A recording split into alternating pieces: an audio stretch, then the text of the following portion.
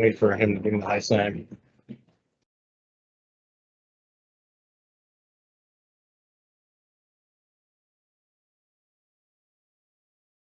She's on long later. All right, this meeting is called to order. Quiet, please. Oh, I will. All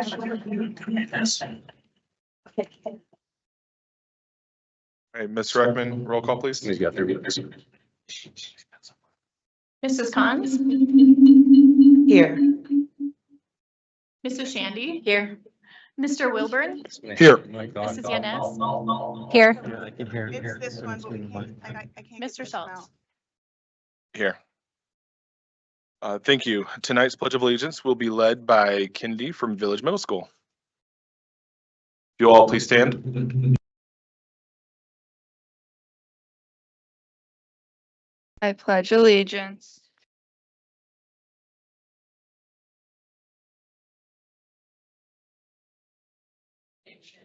Under God, indivisible, liberty and justice for all. It should only go. Thank you. Tonight we have Antelope Trails Elementary School and Village Middle School here for our board spotlight. If you all could stay after you are done until after our superintendent's update, we'd love to take some pictures and we have a special gift for you. Antelope Trails Elementary School is an IB school that provides innovative, targeted, and differentiated learning opportunities for a diverse population of students. Winner of the John Irwin Award and the Governor's Award with Outstanding Growth and Achievement Scores for 2024. An innovative multi-tiered system of support is in place, including a flood model, highly developed PLC program, IB primary years program, whole school enrichment through our innovative inquiry lab program, STEAM learning, and much more. So please welcome Principal Laura Cressup from Antelope Trails Elementary School.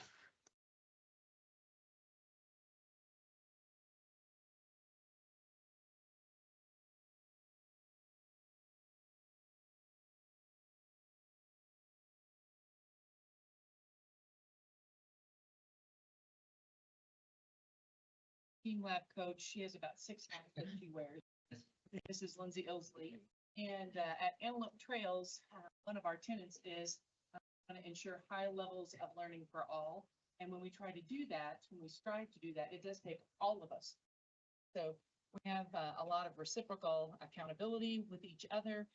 We have a lot of leadership in our building, and Mrs. Galan and Mrs. Ilsley are 2 of those leaders. And so we brought our children with us virtually tonight, and you'll see them on the slides. So without further ado, go right ahead. Okay. All right. So yeah, I feel like I need to go both ways.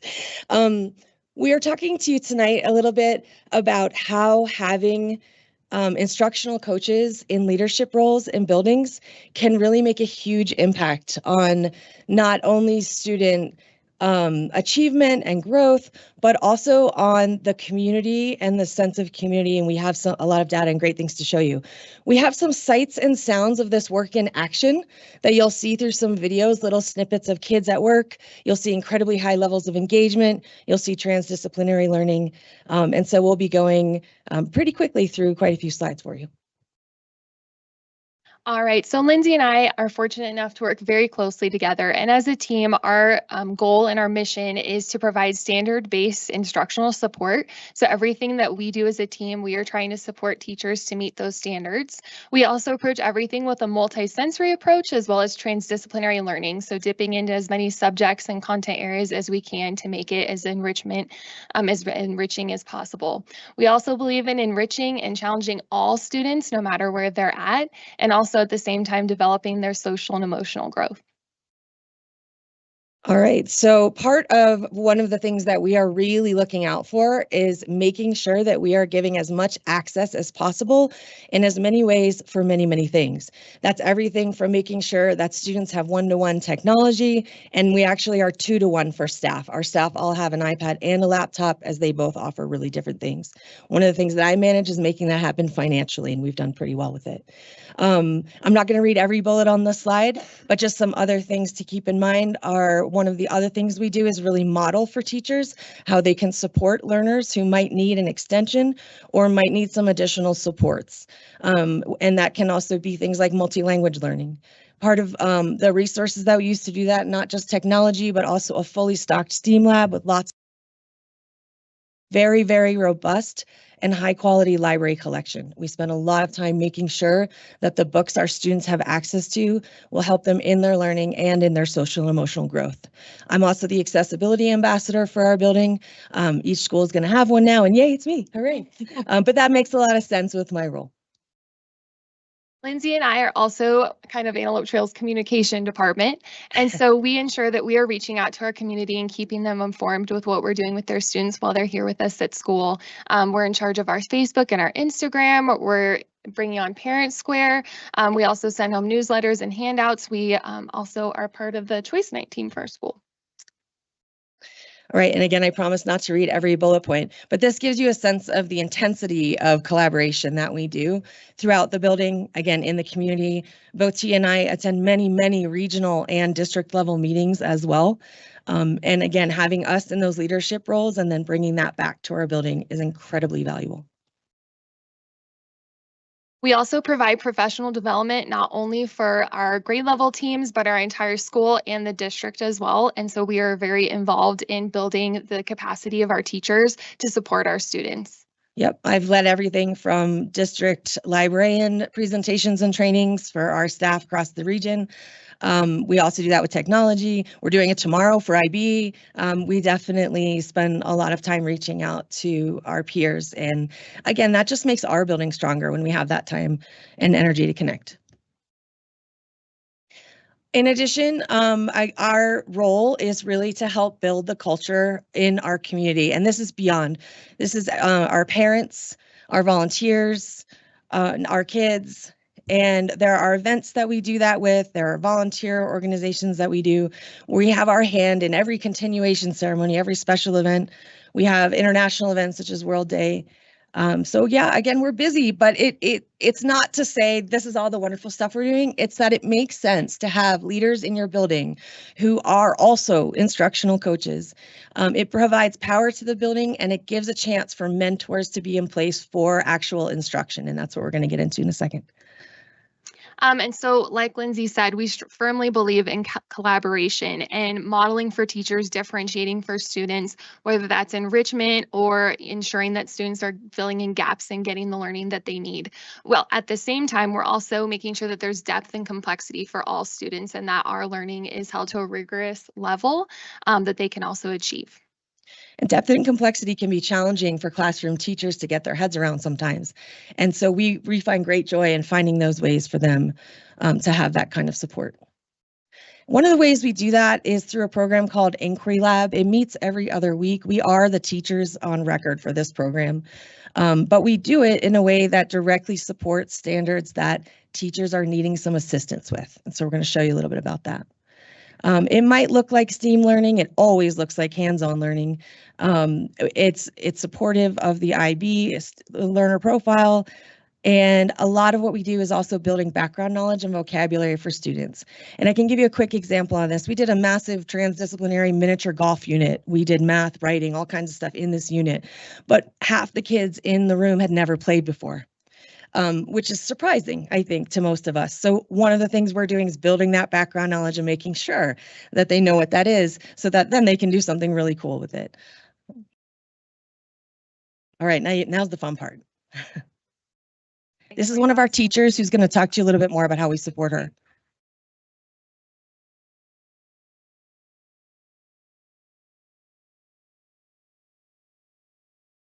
Study that we had coming up in the classroom, and we'll kind of look and see where we might be lacking in the classroom. We might run out of time. And so we'll kind of let them know.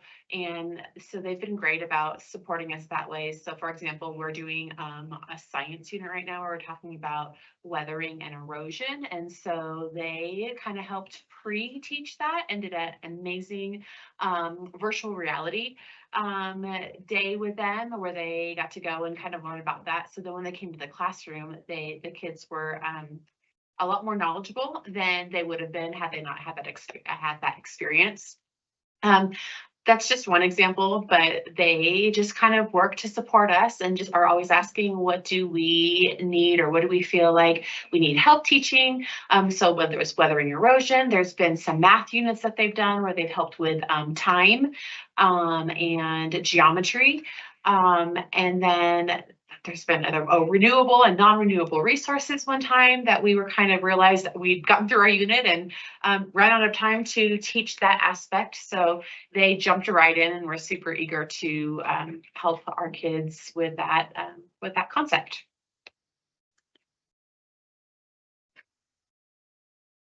Not sure if I did the right thing. And Okay, no subject is off limits for a librarian. I'm going to tell you that right now. We teach anything. And IB is intended to be transdisciplinary. And so we make sure that we're really hitting all subjects. You're going to get a quick peek in some of those right now.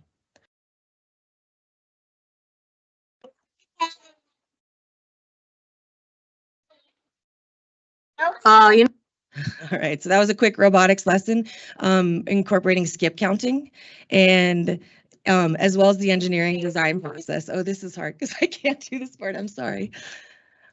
I have to wait.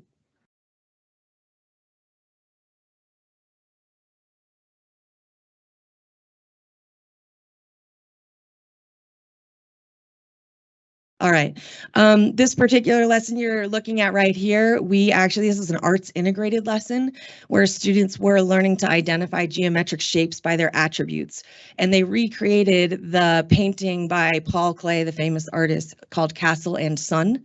And they learned about the art, they analyzed the art, they recreated it with shapes that you see here, and then they graphed how many of each shape that they used in their drawing, because they also drew it.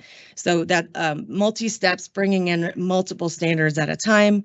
This is now kitted and modeled for the teachers, so that the hope is that next year they'll do this on their own without us.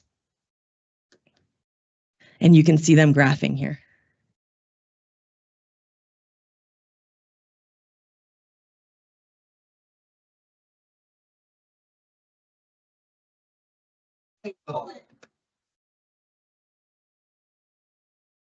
Rectangle. Line short, line long, line short, straightforward rectangle. You guys will all know this. Long. We made a rectangle.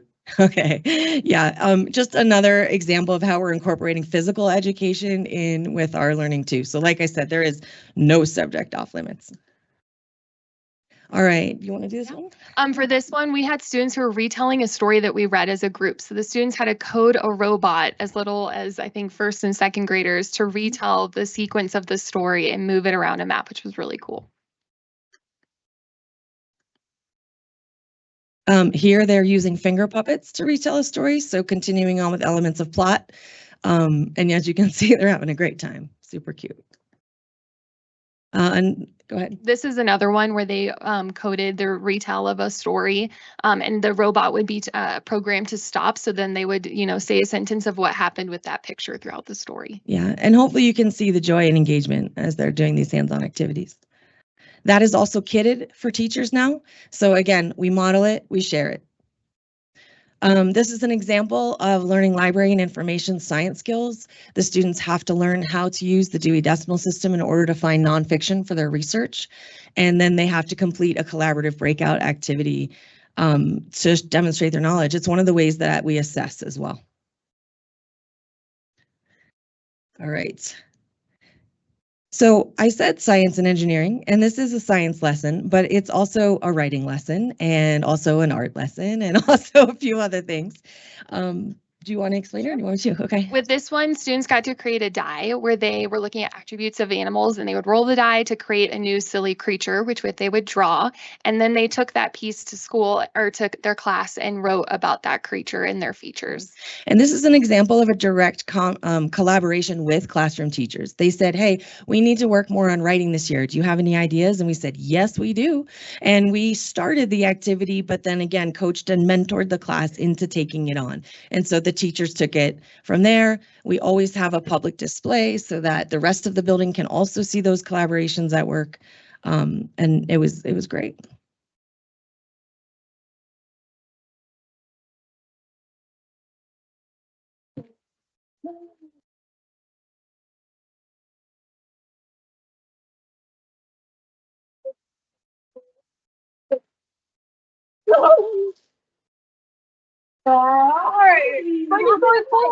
Mine is going sideways.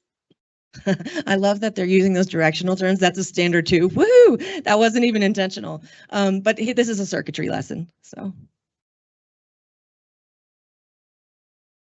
here you're seeing engineering at work. They are also learning about three-dimensional shapes.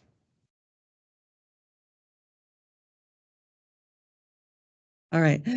They were building snowplows here. They were trying to figure out, so we're trying to build some real world application too when they're doing some of the robotics and engineering.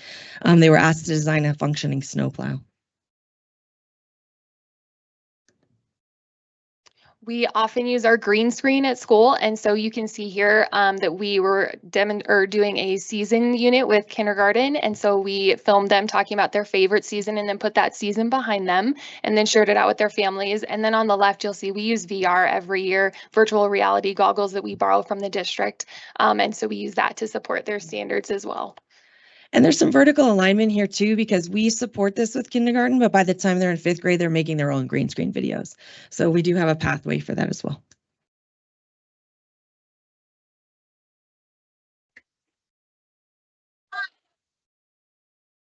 It's one of my favorites. So in this, you're seeing a geography lesson. There's a giant map on the ground. The kids have to program the robot to launch a ball. When the ball lands in a certain geographic region, they have to do some writing and identification on another map to try to figure that out. And it actually varies. So for 3rd grade standards, it's states surrounding Colorado. For 4th grade standards, it's features of Colorado. And so it kind of expands and grows with time. And again, my job, yes, the robots are fun, but they also provide intense focus. So when you have a student playing with a robot and aiming for something, what the sneaky thing the teacher is doing is getting them to look at it over and over and over again and write it down. And that helps with retention. So we've actually seen some incredible results with retention with some of this, where we've done pre and post assessments and students retain for, we've seen them retain for 3 years or more. So it's pretty neat.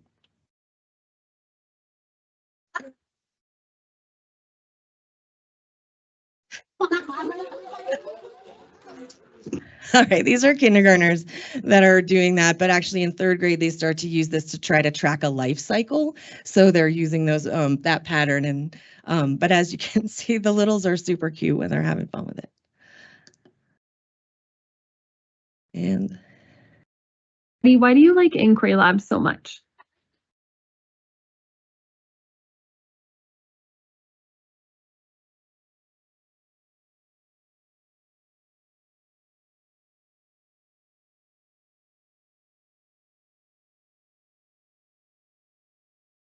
I didn't have to talk about retention. Addie did it for me. All right, now here's what we are excited to share with you. So we know this works, but what's really cool is we actually have some results that demonstrate it. I like to make a joke that if you look at our data, and we're going to show you in a minute, the year that Tia and I were put in our positions is when we started to see an upward trajectory. I'm sure it had nothing to do with anything else that Laura and Gretchen did. No, a lot of changes were put into place at that time. But we do have a part to play in that, in all seriousness, and we do have some demonstration of that. And so, as you, I was hired and Tia was put in her position in 2019. I really started ramping up in 2020. And so 2 years later, we're winning award. We now have another award. I have actually, this to me is the most meaningful. My staff nominated me for Certified Teacher of the Year last year. So that's when you know you've done a good job, right? We've been awarded multiple grants that support these programs. And then we're also seeing this kind of exciting new thing where we're being reviewed out there on the internet on these sites people use when they're choosing schools, School Digger, Niche, Great Schools. We're seeing about a year ago, we were not seeing these amazing things. Now we are, and we're going to show you. So here's just some of our data. This is our DIBELS achievement, and you can see it starts in 2020. DIBELS is a reading score, reading assessment, and this is looking at percents of students that are at or above benchmark. And as you can see, that awesome upward growth that we want to see starting in 2020.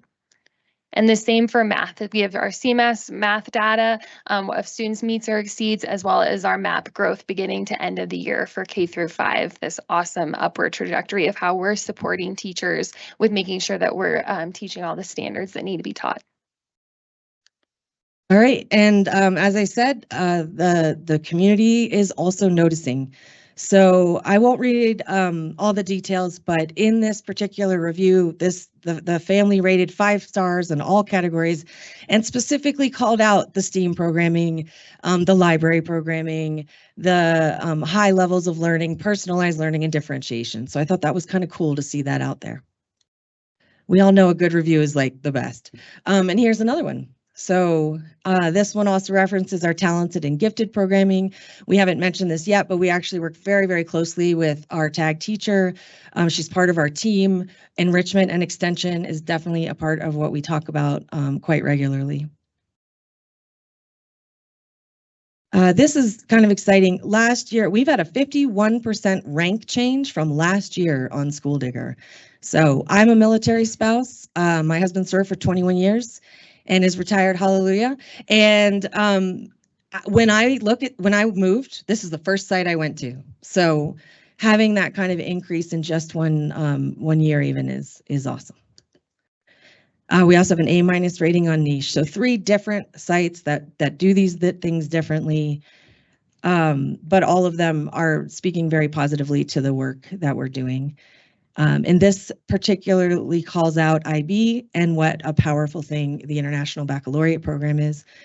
So I want to show you guys that as well. Right. I think that's all we have. Thank you, everybody, for your time. Thank you, audience. Again, we believe very strongly that having the instructional coaches in place, that's not a guarantee. It's a site-based decision.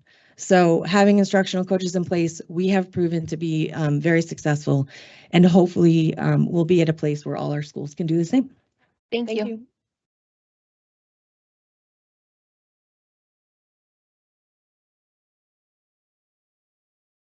Thank you so much. It's really exciting to see the work you're doing there. Next is Village Middle School, Mr. Wilburn. Excuse me. At Village Middle School, you will not find traditional classrooms with rows of desks. The learning space, the hub, has a variety of seating available for students, including tall tables and chairs, individual chairs with attached desks, soft seating, and beanbags. Village Middle School offers unique explore classes such as food trucks, pickleball, and cosmetology. Events such as school dances and talent shows are planned and facilitated by the students. And let me just add, I love this. I love any learning model that moves outside of everybody open to chapter 4 and is engaging students in critical thinking skills and developing left and right brain. This is phenomenal work. Please welcome to the podium, Ash Angiello. You got my name right. Thank you, Mr. Wilborn. Ash Angiolo, principal at Village Middle School.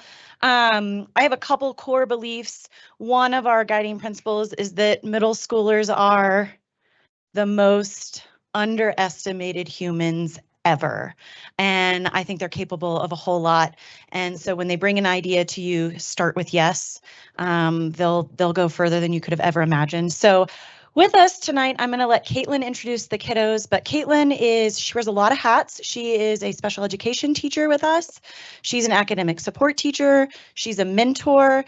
She leads Explores. It goes on. And I'm going to let her come up with some kiddos and talk about an Explore that they've started that's pretty amazing.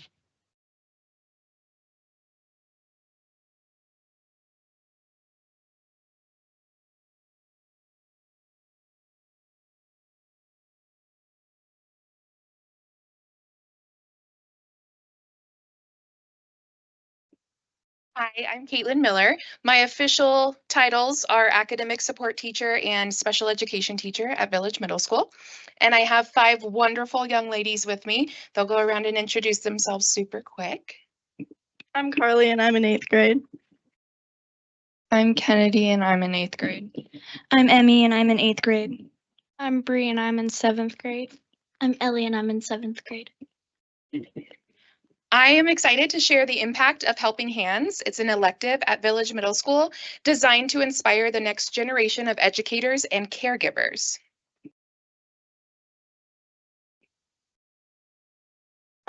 We know that we need more educators. And while there's a teacher cadet program at the high school level, there has not been an opportunity for middle school students to explore teaching and childcare until now.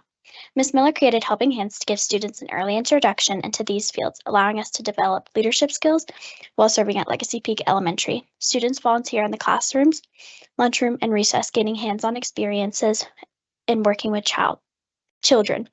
We also have an opportunity to earn Red Cross certifications in babysitting, first aid, and CPR, valuable skills that prepare us for future roles in childcare and education. By engaging in meaningful service and professional skill building, students are not only making a difference today, but are also shaping their futures as potential educators and caregivers. Students in the program will now share their testimonials from teachers describing the impact that Helping Hands has on the students and staff at Legacy Peak.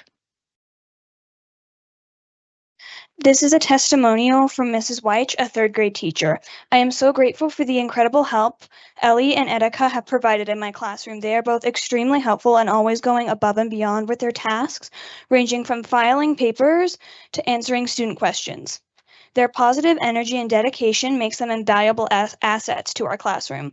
My students love having Ellie and Etika around. They not only make our classroom run smoothly, but they also create a welcoming and supportive environment for everyone. I truly appreciate their hard work and enthusiasm. This is a testimonial from Ms. Johnson, who's the tag teacher at Legacy Peak. Each Wednesday, Legacy Peak first graders walk into the cafeteria with excitement of anticipation on their faces.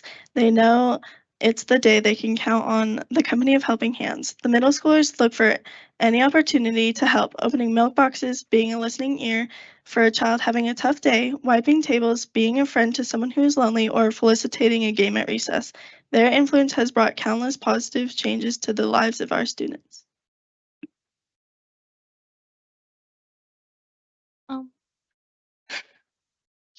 Ms. Dufer, a 3rd grade teacher, said, "Carly is an exceptional role model and a true asset to our school community. Her dedication to supporting our 3rd grade students during math stations, especially and learning fractions, has made a meaningful impact. She approaches each session with patience and enthusiasm and a positive attitude, making learning both engaging and accessible.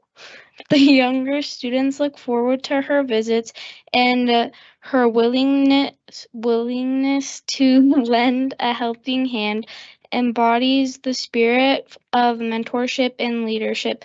We are grateful for Carly's contribution and proud to feature her in our Helping Hand spotlight." Thank you.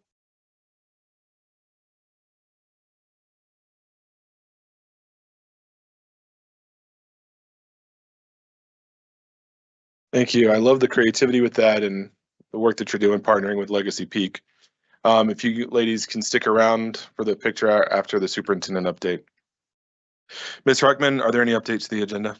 There were updates to the agenda and the board has been notified of these. Thank you. Members of the board, are there any items you wish to move from the consent agenda?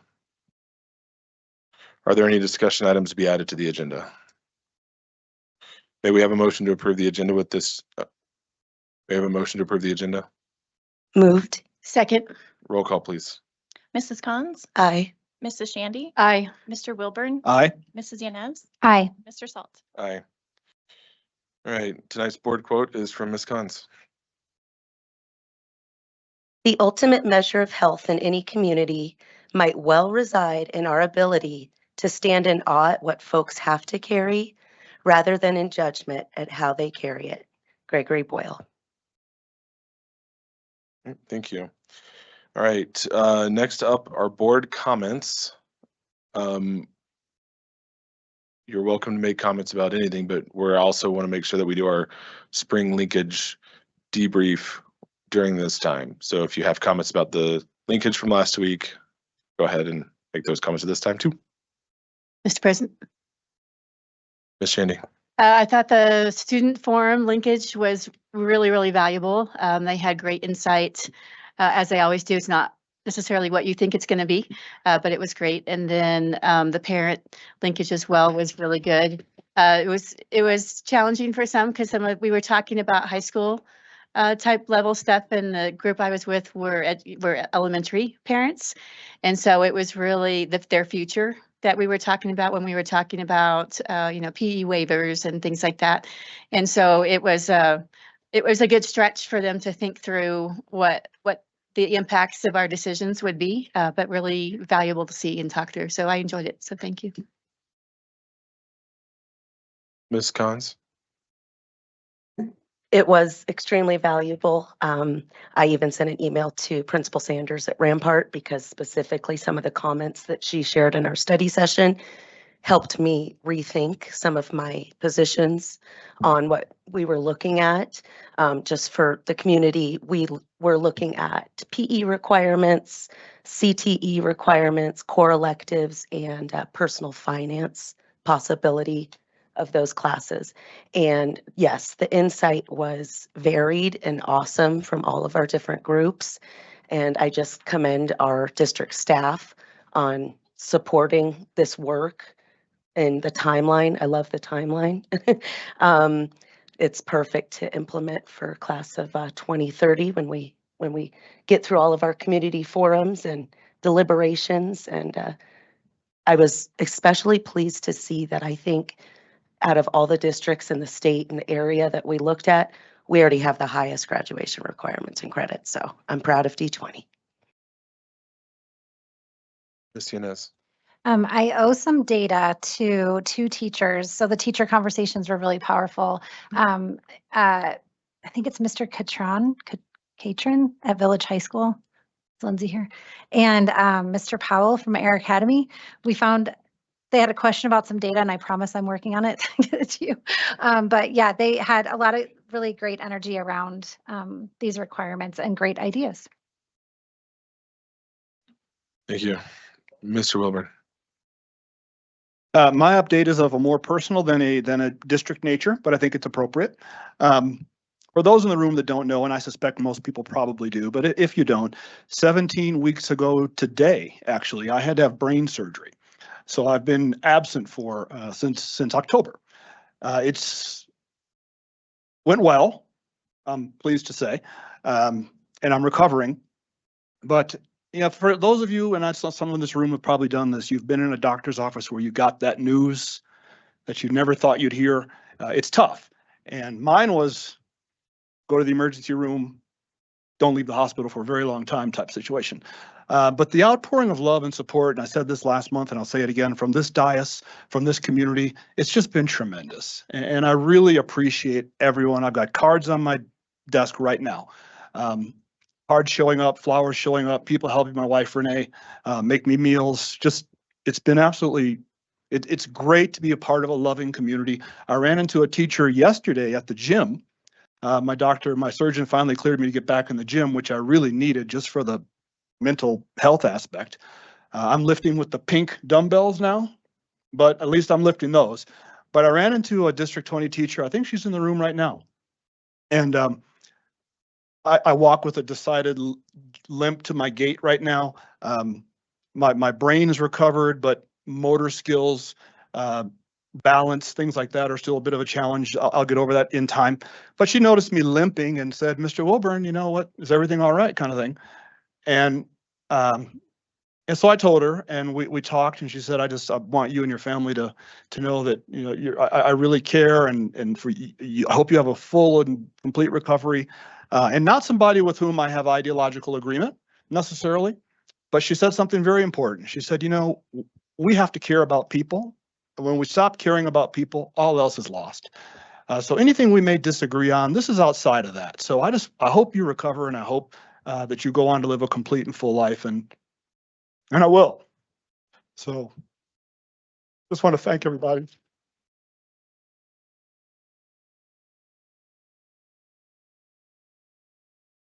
Thank you. Going back to the linkages, so I was able to attend for all three of them. We had a great conversation here with the board and the high school principals. So thank you to all the high school principals that came. Really appreciated your input through that process. As Ms. Khan said, really some valuable insight from some of the principals around CTE requirements, the PE requirements. I think it was really beneficial conversation. So looking forward to how this overall progresses towards graduation requirements and making sure that our students are well equipped across the spectrum. And Shane, I just want to thank you. I know you've put a lot of work and effort into this. And so I thought the entire day went really well. And I know that was a long day for you, a lot of mic time, but I really appreciate the work that you did. It was done well. So thank you. Ms. Inez. I know that I mentioned this to you, but I haven't talked to any of the other board members about it. But the next board meeting, I'm going to be traveling to my son's first of 2 graduations with the Army. So his turning green ceremony is actually, I traveled the day of the 13th, and then he has that ceremony early 9 a.m. on the 14th. So I let Mr. Salt know that I would not be in physical attendance, but I'm traveling with 4 girls and 2 Chihuahua puppies and my husband. So if I am someplace where I can call in and everybody's good, then that will happen. I actually haven't looked at our flights in a little bit, so I don't even know what time that'll be, but I'll do my best. Thank you. All right. Any other board comments?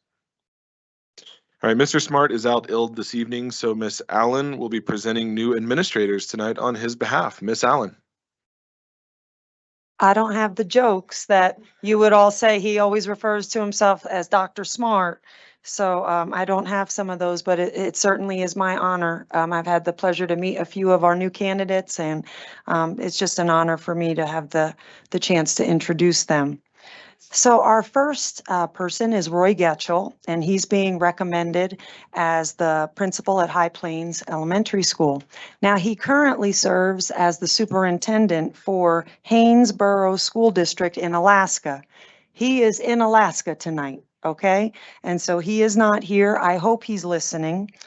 Just so that he can hear us honoring him. He has a Bachelor of Science in Elementary Education from Missouri Southern State University, a Master of Science in Elementary Guidance and Counseling from Missouri State, and he is also a doctor in Educational Administration and Policy Studies from the University of Denver.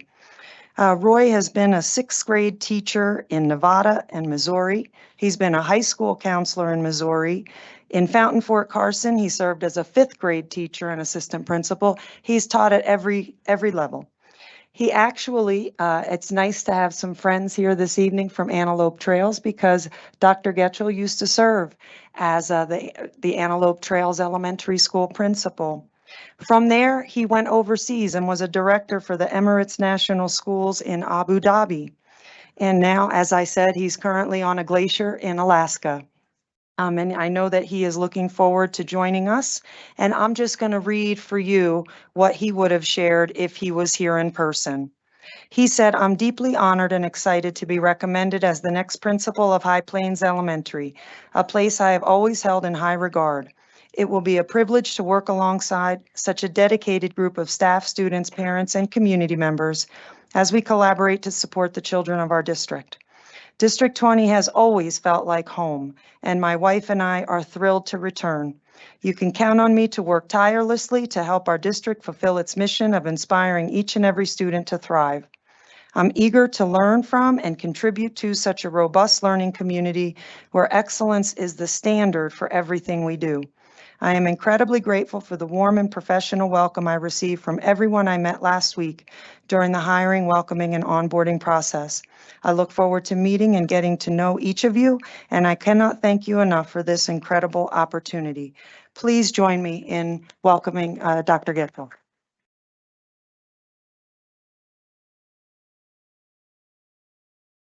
Next, I'm so pleased to welcome Jeff Giovanni. He is being recommended as the Assistant Principal and Athletic Director at Liberty High School. He is here with his wife, Brittany, and you may have noticed 2 adorable twins, Jack and Ellie, who are here to cheer Dad on. Jeff holds a Bachelor of Science in Physical Education from Coastal Carolina University, a Master of Science in Sports Coaching and Education from United States Sports Academy in Alabama, and a Master of Science in Educational Leadership from Western Governors University in Utah. Jeff has served in New York. I'm from New Jersey, not too far. He served as an elementary PE teacher in New York, also a PE teacher at Widefield High School. And he certainly currently now is the athletic director at Widefield High School. So please welcome me in recommending Jeff for the position of assistant principal, athletic director at Liberty. Sir, would you like to share anything, please?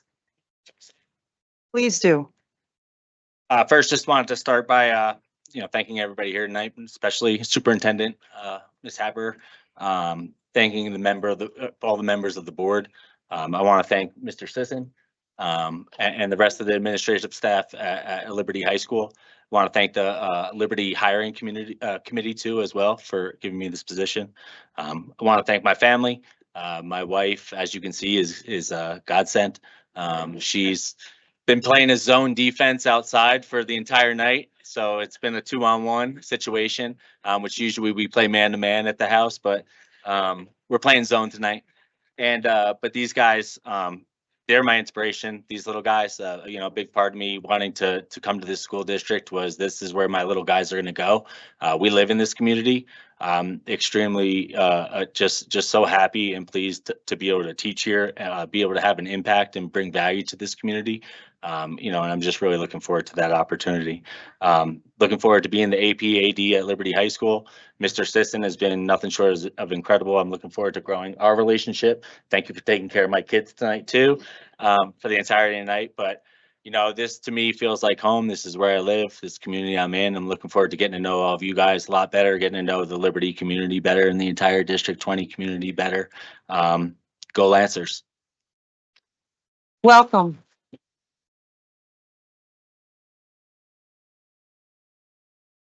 I'm pleased tonight to now introduce Athena Rehorst, who's being recommended as the principal for Timberview Middle School. Athena holds a Bachelor of Science in Zoology from the University of Washington in Seattle and a Master of Liberal Arts in Education from Regis University. Athena has served at Remington Elementary School in D49 as a 5th grade teacher. She was a middle school science, math, technology teacher at Divine Redeemer and also at Carson Middle School in Fountain, Fort Carson. She served as the MTSS coordinator and dean at Rampart High School and is currently the principal at Banning Lewis Prep Academy in District 49. I'm certainly honored to recommend Athena to serve as the Timberview Middle School principal. Athena, would you like to share? Well, thank you all. It's a pleasure to be here tonight, and I'm so excited to rejoin Academy District 20 at Timberview. It's amazing to me how many people I've worked with over the years. Education is such a small world. It feels so large, but it's such a small world in Colorado Springs. And so many of the great people that I've worked with have landed in District 20. And I think that there's a reason for that. It's because it's a great district that supports its teachers and administrators and staff. And I'm glad to be rejoining it. I am a 6 through 12 principal right now, but I'm glad to be coming back to my roots in middle school. I also agree that middle schoolers are often very underestimated, and I love the period of growth that they're going through. And I mentioned that education is such a small world. I've been telling people that I'm going to be joining Timberview next year, and so many people have great connections with Timberview and have said wonderful things about the long-term staff that have been there and the supportive parents and what a great community it is. So I just feel very honored to be given this opportunity and am excited that it's so early in the year and I'll be able to get in and work with Brian and get to know the teachers and the parents and the students there, and to have a good start to the next school year.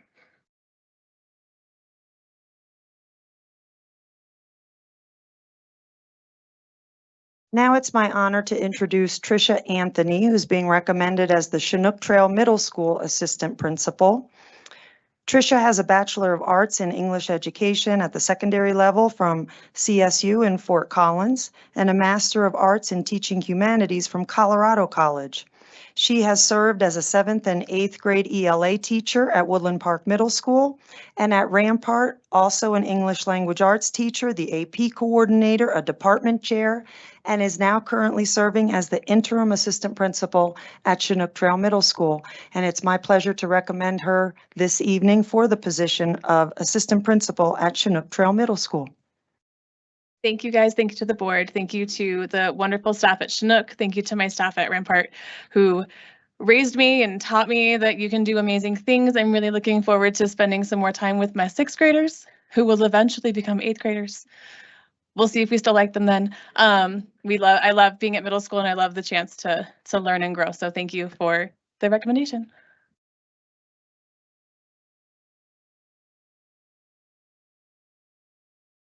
So you can hear that the owls are in the house and they are going to get involved in the next one too, because I am going to highlight Lexi Cyphers, who's being recommended as the Chinook Trail Middle School Assistant Principal. She is joined this evening by her husband, Jordan, her son, Jackson, her mother-in-law, Jody, and her father-in-law, John. Lexi has a Bachelor of Science in Natural Sciences, Biology, and Secondary Education, again from Colorado State University in Fort Collins, and a Master of Science in Educational Leadership from Western Governors University in Utah. Lexi has served as a high school science teacher in Hayden, Colorado. She was the NHS sponsor, the head volleyball coach, and owls, get ready, already the 8th grade science teacher at Chinook Trail Middle School and the recommended candidate for the assistant principal position at Chinook Trail Middle School. Lexi. Thank you so much for having me tonight, and I appreciate the recommendation. As she said, I've had a stint in high school, but now I've landed in middle school and really found where my heart beats. So I'm so excited to continue my career in the middle school world and really get to do that with my family at Chinook Trail Middle. So thank you to the hiring committee and the really amazing staff that Chinook Trail has, and thank you to my family for all the support. So thank you.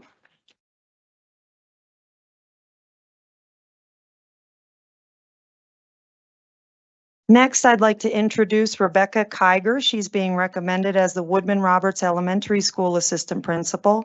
She's joined by her husband, Nick, and her children, Grayson and Addie. Rebecca has a Bachelor of Science in Human Development and Family Studies from Colorado State University in Fort Collins, and a Master of Education in Educational Administration from Grand Canyon University. In Wyfield, she served as an elementary teacher, coordinator, and teacher on special assignment. Also in Wyfield at the Haven School, served as a dean of students and assistant principal. And she is currently the interim assistant principal at Woodman Roberts. Rebecca? Thank you. Thank you, board, for having me. Thank you, Superintendent Haber. Thank you to the hiring committee. I'm really excited for the opportunity to continue to serve the Woodman Roberts community. My kids went to school there. I was a parent there. I live in the neighborhood. It truly is an honor to serve my community. I want to thank my family for supporting me and going through all the different changes with me. I want to thank the Woodman Roberts staff for embracing me and supporting me. I also want to thank my previous mentors and leaders who have taken me under their wing, offered encouragement, support, and kind of pushed into leadership when it was needed. I'm looking forward to continuing to learn and grow, and I want to thank you for the opportunity.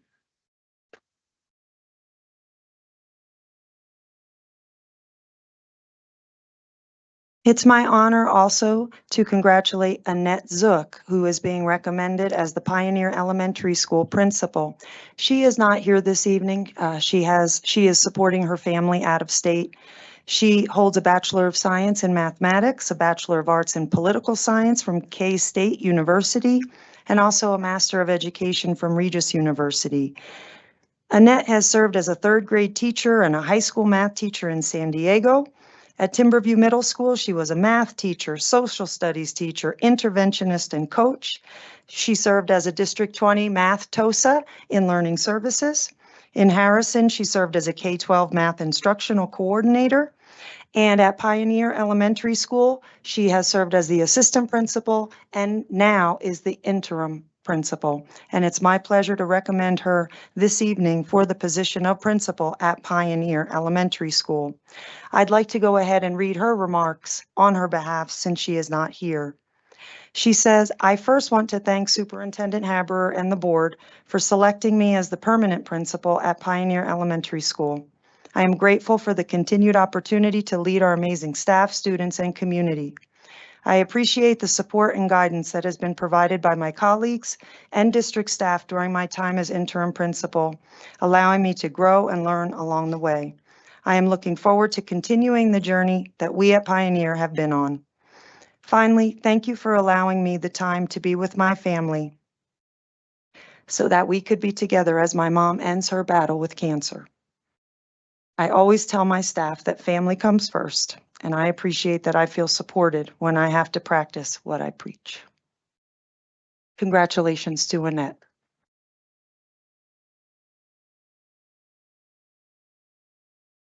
Okay. Last but not least, I'd like to honor Jen Richardson. Jen is being recommended for the Owls are again in the house tonight, the principal position at Chinook Trail Middle School. Jen is joined by her husband, Marin, her children, Titus and Xavier, and her mom, Denise. She holds a Bachelor of Science in Chemistry from the Colorado of Mines in Golden and a Master of Education, again, from Fort Collins, CSU. Jen began her career in District 20 at Mountain Ridge as a 7th and 8th grade science teacher.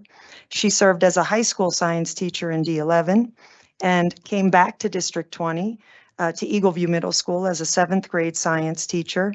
And then at Chinook Trail, she was one of the founding cadre of Chinook Trail Middle School. She served as a science teacher, department chair, dean of students, and currently is an assistant principal at Chinook Trail Middle School.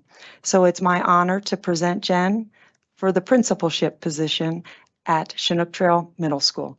Jen, and I think this is a co-presentation this evening. I've gained a co-presenter. He has some things prepared. I would just like to thank everybody really, but there's a few too many people and you actually don't want to get me started on talking about how much I love Chinook Trail, as I'm sure the interview committee can attest to. It gets a little carried away. But to my 3 biggest cheerleaders, thank you to my boys for picking me. And Tom and Sean, I don't think I want to relive quite every moment of the last 7 years. There's some that maybe I would give back. But thank you for taking me on the ride. This is going to be a problem. Thank you for taking me on this ride and trusting me now with this crazy place we built. I'm just so proud of what we did. And then this crew back here is pretty amazing. Even my kids were sharing their trusted adults because they were doing counseling lessons at the elementary school. And my kids listed these people as their trusted adults, which is really something that is really special. What do you got? He had a special presentation to thank his teacher and Titus's teacher at Chinook Trail Elementary because they're really good. That is what I was gonna say. That's it. So thank you, and thanks for giving us a good home. We love it. I have a speech I also want to say about that. Oh, okay. Thank you. Okay, bye. Love you. Bye.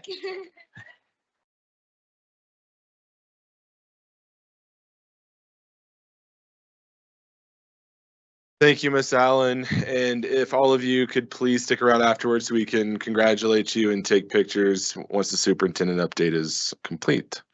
With that, Superintendent Haberer. Right. What a great night for celebrations. So many amazing administrators joining us, and just appreciate the opportunity to celebrate all of you. So tonight we also have a really important celebration that I'm very excited about, and that was the first week of February was our National School Counseling Week. And we truly have amazing, outstanding counselors here in D20. In D20, we're fortunate to have 85 dedicated school counselors who support our students every day to thrive. This year, our counselors have been really transitioning to the American School Counseling Model, which is called ASCA. to better address our students' academic and college and career readiness.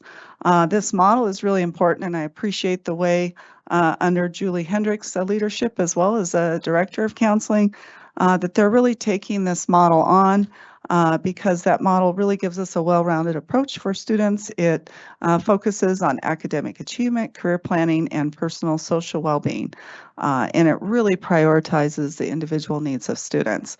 So I know that Julie is here. If she'd stand up, and we have some of our outstanding counselors here as well. Could you all stand up so we can give you a very much deserved round of applause?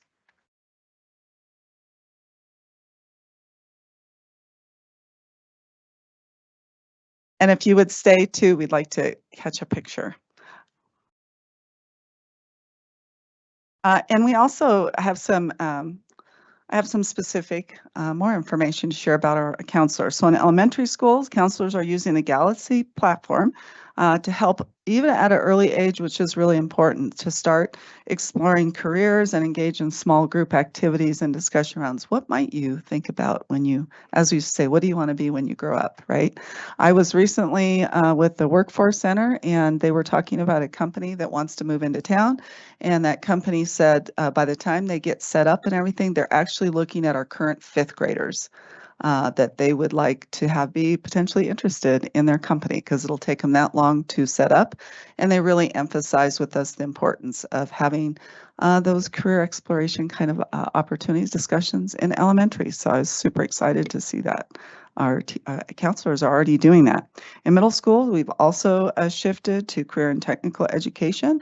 There are CTE offerings in our middle schools, career fairs, and really preparing our students to be thinking about their strengths.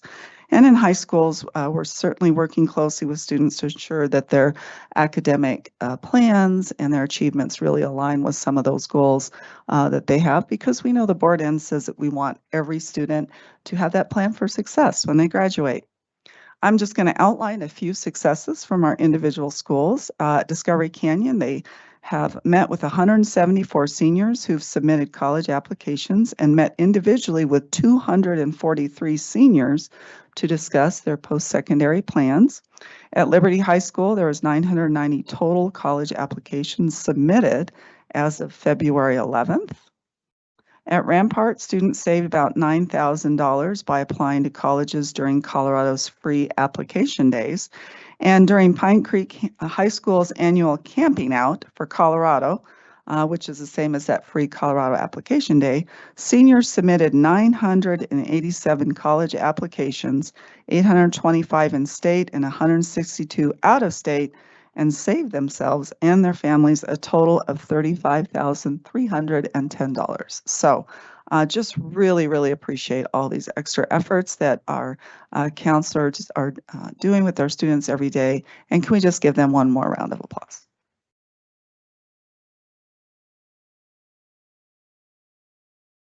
So I've been busy out in schools, and it's just been such a pleasure to see the amazing things that are happening in our schools, as well as seeing what some of those challenges are and how we can continue to really support our teachers in the classroom. So some of the wonderful things that I saw at Legacy Peak Elementary, Mr. Dahl, a fifth grade teacher, he's been there for a while and is a real strong believer in project-based learning. And he was excited to show me some of the histograms that students were making. They had to do a lot of research with this and involved writing and then putting it on a poster, which they will be presenting to their whole class. At Pioneer Elementary School, I was really excited. On the right there, you see a couple of teachers, and what they were doing is they were showing their students what are they thinking about when they put their ideas in writing.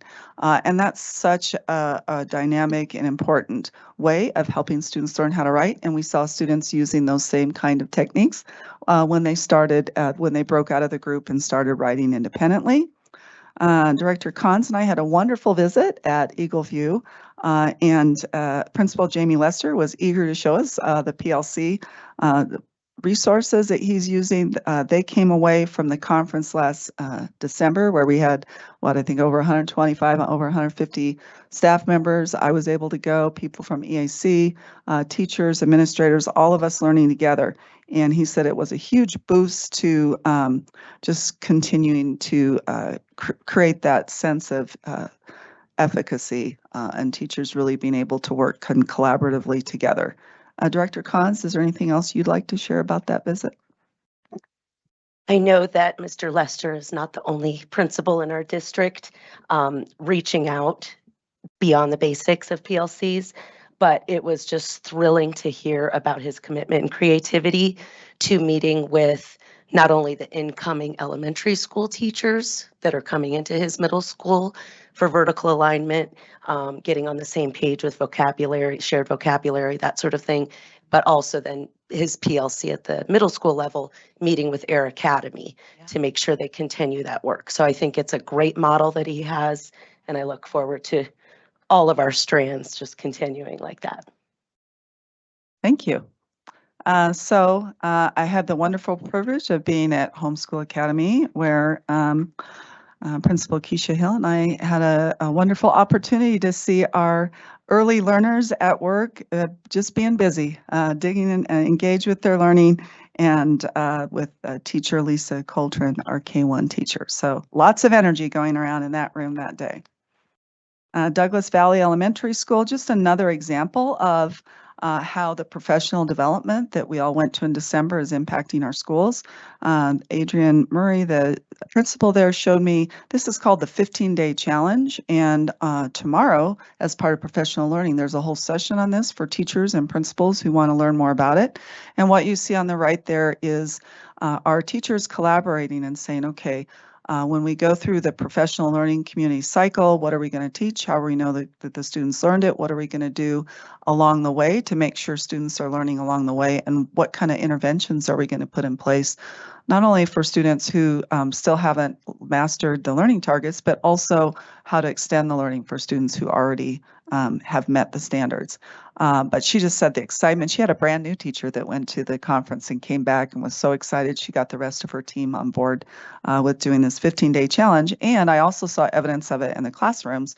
We went to 3 different classrooms of the same grade level, and they were all working on the same standard, but they all were really the art of teaching. They all had fun in presenting it in different ways, even though they were all teaching the same standard, which was really exciting to see.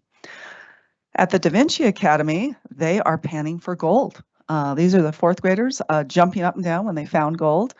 They were practicing for a presentation that the whole 4th grade was doing on Colorado history. So that was super fun to watch. And then, of course, again, just the great work that's happening with our students around literacy and the use of technology to support their learning. Village High School. Appreciate the many way that Village High School promotes exploration of students' interests. And Principal Lindsay and I were there, and this is Dan Takis' beginner guitar class. And I will say, I see Lindsay back there, you know, they were doing pretty good for a beginner's class. I tried to sing along, but they said, please don't, so I didn't.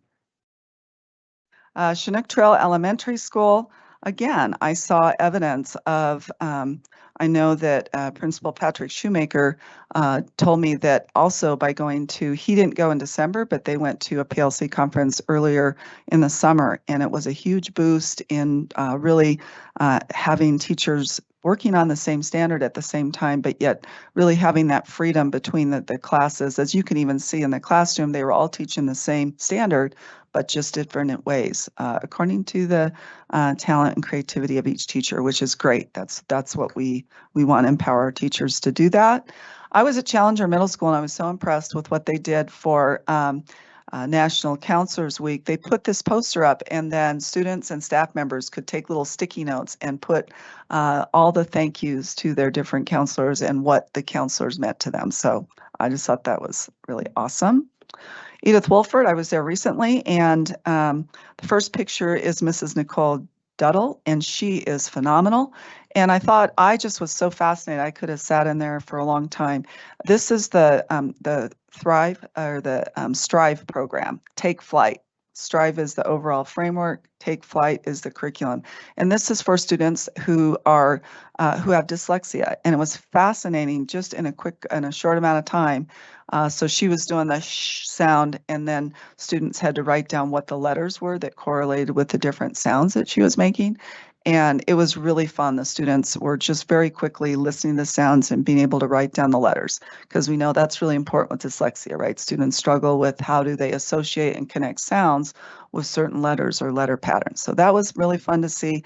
And then Mrs. Lisa Keller had all our students out in the hallway. They were working on different landforms. They were doing writing again. I just keep seeing over and over again. We said we were going to focus on writing this year, and I'm definitely seeing that. Little girls showed us about their avalanche and what an avalanche is. And then they're also they have a green screen, and on top of the poster, they're going to get a chance to do a video that they can share with their parents. Huge congratulations to Pine Creek High School senior Madison Mintenko at the 5A state swimming and diving meet. She beat Missy Franklin's 500 freestyle record by almost 2 seconds, which is huge. Mintenko finished with a 4-minute, 39.89 second swim and clinched the top spot in the finals. So we'll definitely all have to keep our eye on her. Discovery Canyon, congratulations to them. They won the 3A state title Tuesday evening in Denver. The Discovery Canyon girls sent 15 girls to state the past 2 days to compete. And for the first time in school history, they are walking away as state champions. So that's huge for them as well. Pine Creek, I was invited to do this, but it was so cold. I was like, oh, I don't know. They every year they host with Lewis Palmer High School the Outdoor Winter Classic, and Pine Creek High School was the only one that they invited, and they won. Pine Creek won, but just a huge thank you to D38 and inviting our students up. They had a great time out on the ice. So next year we'll get it all out there and we'll all bundle up and we'll watch it. And this student actually came and spoke to us. It's Discovery Canyon Campus High School senior Bryn Macros, and she has been named a semifinalist for the 2025 Military Child of the Year. She's among the other 105 semifinalists across the country and one of only 6 students selected as a finalist in Colorado. And she, of course, is the one that started the Girls STEM Club. One year, I think she said she started with 5, and within the next year, she had 30 girls that were committed to being in the STEM Club and learning about engineering. Our unified basketball team in full swing, and a big shout out to Pine Creek High School cheerleaders, boys soccer, and girls and boys basketball. They all showed up to support our unified sports teams. And they said all of these folks gathered together and they helped us to be the largest group and fundraiser for the Colorado Springs Down Syndrome Association walk that happened back in August. So huge, wonderful shout out to Pine Creek and all of our schools. We really want to grow the unified sports program. And I definitely want to make sure I get out to a couple of those games and would love to take you with me. If you've never been to one, I saw a few when I was in Fort Collins, and it is really an amazing event to attend. Been to the Capitol first with Deputy Superintendent, CFO Becky and Alan and I. We visited the Capitol it was Case Day at the Capitol, advocating strongly for our funding for D20 and really to encourage our legislators to vote against the governor's proposed legislation to get rid of averaging. That will significantly negatively impact our budget. And we talked with one of the legislators. I think I talked to Becky later. I said, I think I saw a little flicker in his eye when we were talking to him that maybe he would be willing to look at kind of a phase out instead of saying all at once next year, no more averaging. Right now, they average your enrollment over like a 5-year time period. And that's huge because enrollment can kind of fluctuate. The other problem is that the education, we don't really know what our full funding is until the bill is passed, and it's usually in May. And so that is a problem if all of a sudden we just said no averaging. So we talked about all of that with them, and I thought it was a great day. We also have a brand new lobbyist. She's over there on the right, Amy Atwood. She is absolutely phenomenal. She got us, she was the one that organized all of the meetings and really went with us and helped us to make sure we were talking about the important topics with the right people. Lead team retreat, a huge shout out to Dr. Susan Field and Dr. Jeremy Koselek and the whole learning services team. I see many of you here. Thank you. We really have an outstanding learning services team. And we had a great lead team retreat where we had all of our principals, assistant principals, EASD directors from learning services, really focusing on PLCs and writing across the curriculum. And then a huge thank you to HR, Cameron Smart.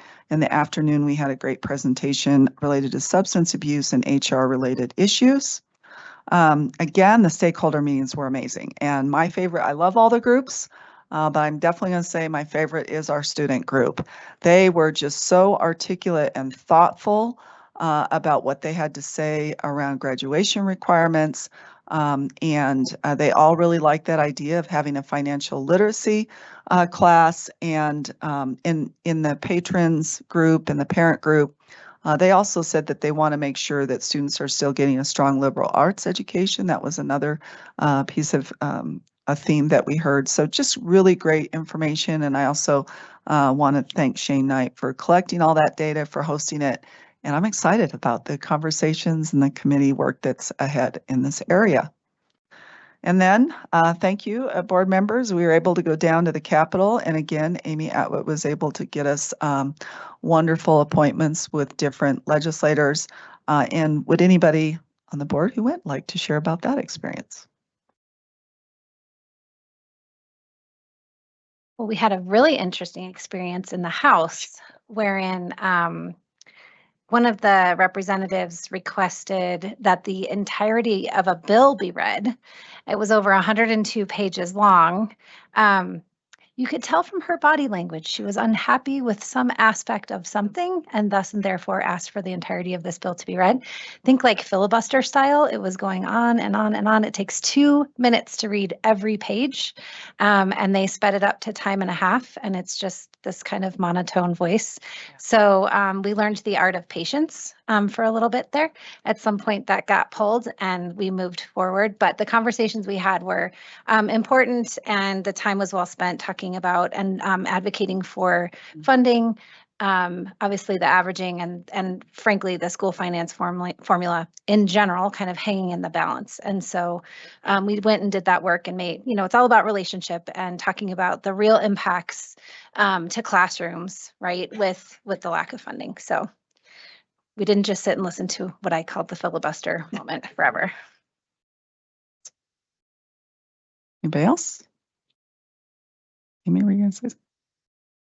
Yeah, it was really interesting always meeting with Senator Lundeen and what he has to say about schools and businesses and running it as a business and such. It was really valuable to meet with all of the representatives and stuff that we got to meet with, people that because of Amy we probably wouldn't have met with otherwise. And so we got to hear some interesting different views than what what we kind of stand for at D20, but still very valuable to hear. So it was great. It was a really educational day. Yeah. And we were able to hear from legislators on both sides of the aisle, right? And so it was really fascinating to hear the different perspectives based on who we talked to. I know I took away a lot of great information from that. All right. And last but not least, just a reminder, we have had a few emails about weather, and we do have our policies posted on. I hear some laughs. I get it. If you want to scroll down just a little bit, we do have a very definite process that we follow. Every single time there's a team of us that get together the day before. We look at forecasts. We've talked to meteorologists. We use the National Weather Service wind chill factor. There's a whole chart. We even have a spreadsheet, and we take wind chill factors from all over the different parts because we have a huge wide range, right? All the way down the front, and then we're out east, and then up from Monument and down to Woodman. And we look at what the wind chill factors are everywhere. As you know, board, unfortunately, we don't have like transportation zones. So if it's cold or the wind chill is a certain amount in just one area, because of the way the buses and the transportation works together, You can't just say, well, this is just for this. If it's in one place, we really, at this point in time with transportation, really have to call it for the whole district. And so, but if you do get questions when you're in your grocery store or whatever, please just have them. Feel free to go back to this website. And we have put out communications every time. A huge thank you to Mark's team to just keep people up to date to what we do. So just want to thank you guys too for going to the Capitol. That was really an amazing day. So that's it for my superintendent update. All right, thank you. We need a motion to approve the consent agenda as posted. Moved. Second. Roll call, please. Aye. Mrs. Shandy, Aye. Mr. Wilburn, Aye. Mrs. Yanez, Aye. Mr. Salt. Aye. All right, we're going to go ahead and take a quick break. If you were part of the spotlight or recognized in Superintendent Haber's update, or if you're one of our new admin, please see Mark and Crystal up here in the corner, and we'll get going. Thank you.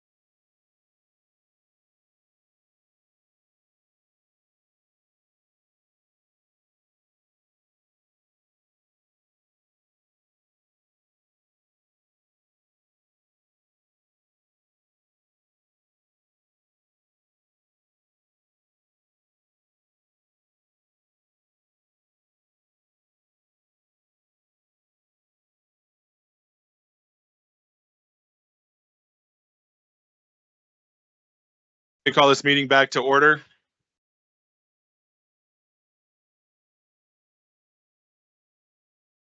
We are calling this meeting back to order.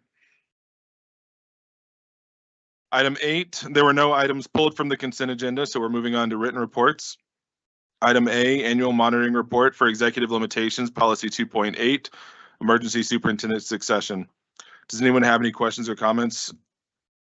Mr. President. Ms. Shandy. I agree that we're in compliance. I did have some thoughts about how to make the policy stronger, more transparent, and operationally sound. I think just adding it lacks a clear guidance on how long the successor is in that interim position. And so I would recommend adding some guidelines for duration, just so that everybody has clarity on how long the interim is in that position before we start hiring a superintendent. Does that make sense? It does. I have seen districts that have an interim for 2 months, and I've seen districts that have interims for 8 months. And I don't want to put something in policy that's going to make it too quick or too long. And so if we want to do something, like, we could do a range, but I'm okay with leaving it a little more vague, just to provide some sort of ability for the board to maneuver as they see fit. Because, I mean, what if we put a 6-month timeline on it and we get applicants and none of the applicants are the right applicants and we have to go back?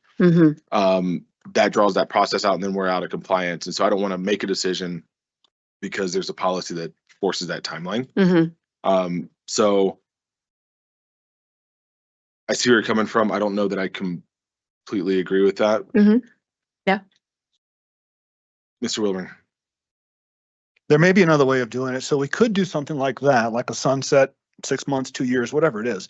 And then the provision that in the event a new superintendent hasn't been located and hired, the board may vote to extend that term one more time or whatever, just so there's some sort of a back end on it. It's probably worth kicking around.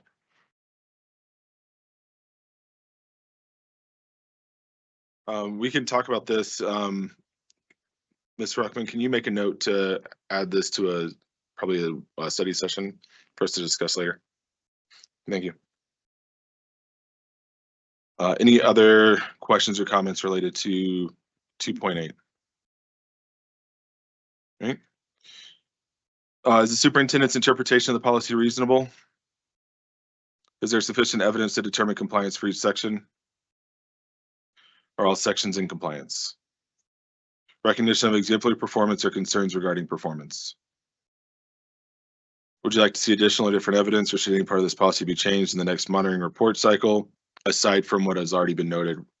So we'll have a conversation around that. Anything else? Okay. And then do you see any evidence which is extraneous or no longer necessary? All right, thank you.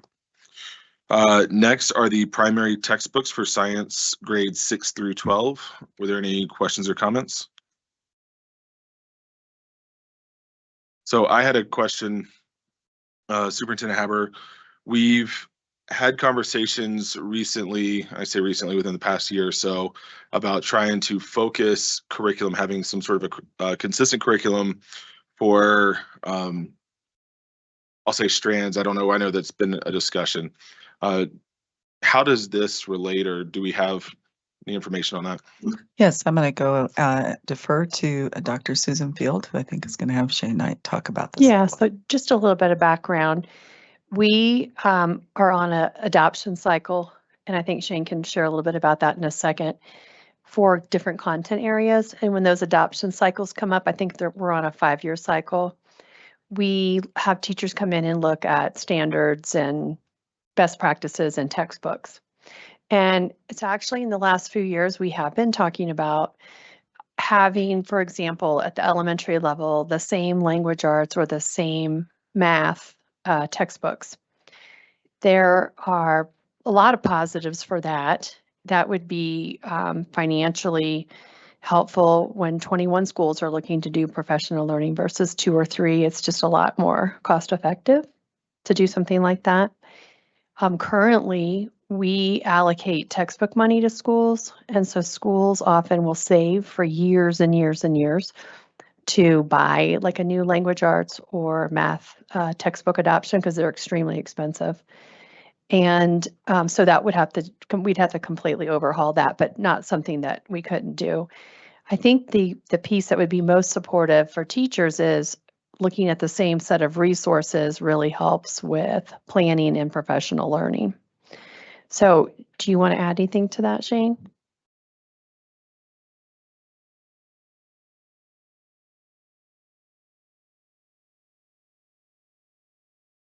Yep. Can you hear me? Okay, sweet. All right. Yeah, to Susan's point, I think there would be a lot of value to aligning our resources, our curricular resources or instructional resources, even if it were just by feeder strand. To Susan's point, the benefits of site-based decision-making in regards to textbook adoptions is that schools get to select something that's consistent with their own school goals and philosophies and perspectives, really unique to the community. But I do think there's some economies of scale. We can save some money and increase our educational effectiveness if we had a more unified approach to it. Professional development being one, I think getting some common formative assessments and common summative assessments aligned would be another. I think would also make sure that we're getting the absolute best evidence-based programs in front of our students. The challenge is some schools just purchased curriculum, and to Susan's points, they've invested, they've saved for many years. And one thing we know is that rapid change in a school community causes a decrease in student achievement. And over time, if you continue to do rapid changes, you're going to see a decline in achievement. So any time we want to shift curriculum, we've got to do it in a measured way and give schools ample time to prepare for that financially, but more important, instructionally. And then and so if it's something we wanted to do, we'd have to think about it a couple years out and give Becky Allen some time to save up $1 million or so. I don't know how much money it would cost to outfit 21 schools, but it would be expensive from that. You know, Susan mentioned in our time frame for how we roll through textbook adoptions. By board policy, we roll through every year a different subject area. I think we're up for language arts again in 3 years. Do we do social studies next year?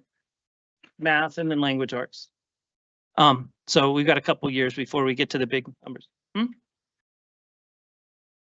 Oh, okay. So yeah, about 3 years. I do think it's something that we should explore. For example, today we did our middle and elementary principals. We did walkthroughs together. We did 5th and 6th grade classrooms. It was super fun. And I was sitting with the Discovery Canyon strand after the visit, and 2 of the elementaries have a textbook called Envision, and the other one has, I can't remember what the other one is, but it's not Envision. And we were talking about how it'd be great if all 3 of the feeder schools had the same textbook, and we could do a lot of professional learning together and work together. Be a lot easier for my TOSAs. A lot easier for them. I appreciate that. I think part of my concern is if we continue to approve curriculum on this cycle like what we're doing, then we're never going to get to a place where it makes sense because we'll always have someone who just adopted this other curriculum. And so that I think that's my concern is we've been talking about this, we keep continuing to approve new curriculum for these different subjects. And I don't know that so all that to say, nothing pro or con with what we're looking at here. It was sort of a question that I had just sort of philosophically about what are we looking at with curriculum. And so, and how do we, I guess, we understand all the benefits. So it's financial, it's going to help our kids. Sounds like the right thing to do. So how do we start moving that way?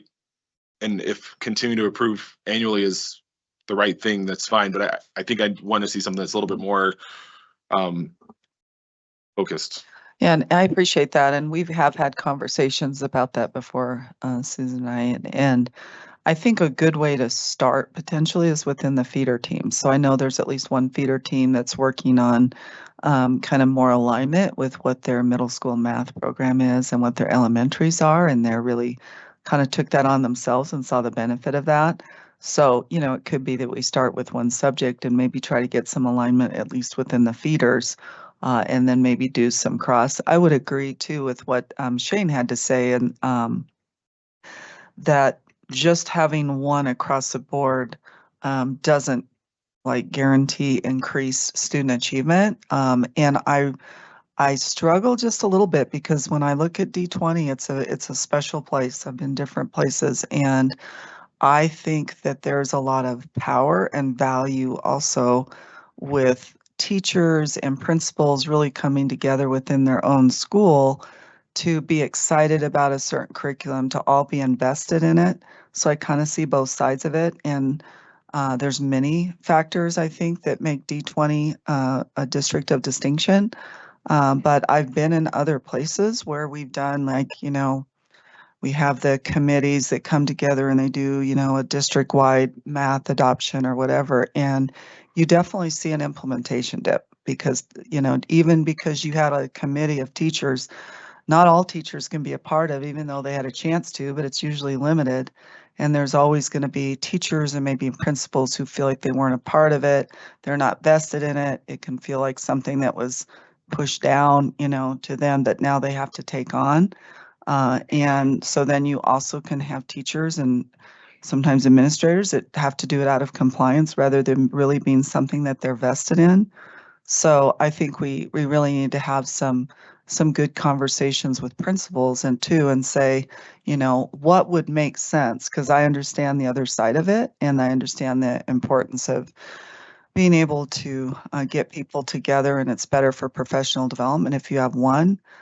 I just would want to really make sure that principals and teachers that they're really vested in that vision. And like I said, when Susan and I've talked, we said, well, maybe a good start is the feeders and maybe math, which is kind of what we're working on. Not all feeder teams are doing that, but I recently talked to one feeder team and they're like, yeah, we're pretty much already aligned with between elementary and middle in math. So I think kind of growing it that way, and maybe we have an overall plan that, you know, by this time we can at least maybe have math aligned within the feeders, and then how does that align, you know, between the feeders?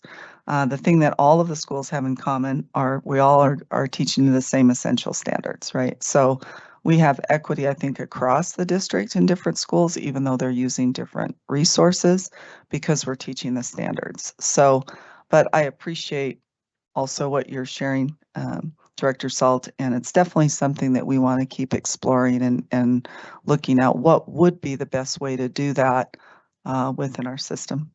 We do that with elementary science already, so it wouldn't be something entirely new, but it would be new in the core content.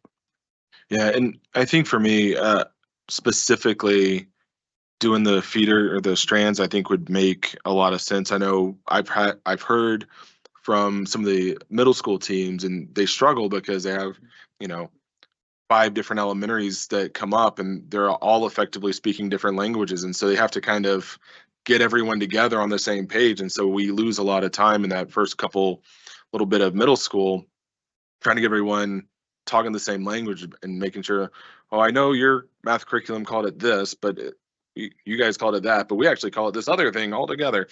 And so just trying to make sure that we're efficient with the curriculum. And so I like the strand idea a lot. I love the district, but I understand some of the limitations that we have and what that would be. So anyways, just working towards a plan on that, I think would be helpful. And so I can see kind of when we're approving the science curriculum, how does that work into the plan of moving us where we're trying to go from a curriculum perspective? Makes sense. All right. Ms. Cons. I just want to thank all the staff and teachers who reviewed these books, and especially the parents and community members who it's valuable to read all the different perspectives. So thank you. Ms. Shandy. One review I did look at, and we talked a lot today about accessibility and how that's forward, how we're moving forward with that, a lot of things. There was one textbook, it was page 8 and 9. where they talked about the online version curriculum did not have speech to text or text to speech or closed captioning available for the special education students. So is this true for all the books that we have, or is that just kind of a, as it becomes more, you know, in everyone's forefront of their mind, is that something that we need to say our curriculum must have going forward? Or is that not really adaptable yet in the curriculum? I'd say that's definitely a goal. Dr. Field or Mr. Knight, what do you think as far as maybe what we already have and how have we rolled that goal forward, or as we're thinking about accessibility? And I know March, Shelley's excited, is our accessibility month. So we definitely might be a time to really highlight that. So I think that's a good question, and it was a good perspective that you brought. In fact, our team highlighted that as being potentially the question that would come up. First and foremost, all technology components of curriculum have to go through the technology team to make sure that they meet the requirements of our district's technology. Accessibility being one of those features. The one curriculum that you referenced is Open SciEd. So Open SciEd, just to give you a brief history lesson on how this was a curated open source curriculum, or resource rather, with just PDFs of good science lessons on topics. That has been purchased by the same company that provides our elementary science kits, Carolina. And when Carolina purchased it, they created online versions of that different from the open source. So in our behind a paywall, we can access the fully accessible features. And so each lesson has a little bar on the right side that has all the accessibility features. In addition to that, if teachers go to the open resource, there are other district approved accessibility features that are third party that they can load up the PDF to make it accessible. But the piece behind Carolina is actually a much stronger piece with it in terms of accessibility. So accessing it in the other ways, that's another expense though, correct? Because it's behind a paywall? Probably, yeah. Yeah. For the schools that adopt it. Okay. Mr. Wilburn. So I would echo what Mrs. Khan said. Having all the stakeholder reviews was really, really, really helpful. And there was a ton of them. Thank you to everybody that did that. And reading through those, very helpful. Didn't produce any really red flags, at least not for me. In fact, hardly any yellow ones. I mean, it was just very, thank you to everybody that took the time to do that. At the back of the report, it gives historical pricing, I think from 2022, 2023, which is a little bit depressing. But for current, it's just locked in on preliminary vendor pricing.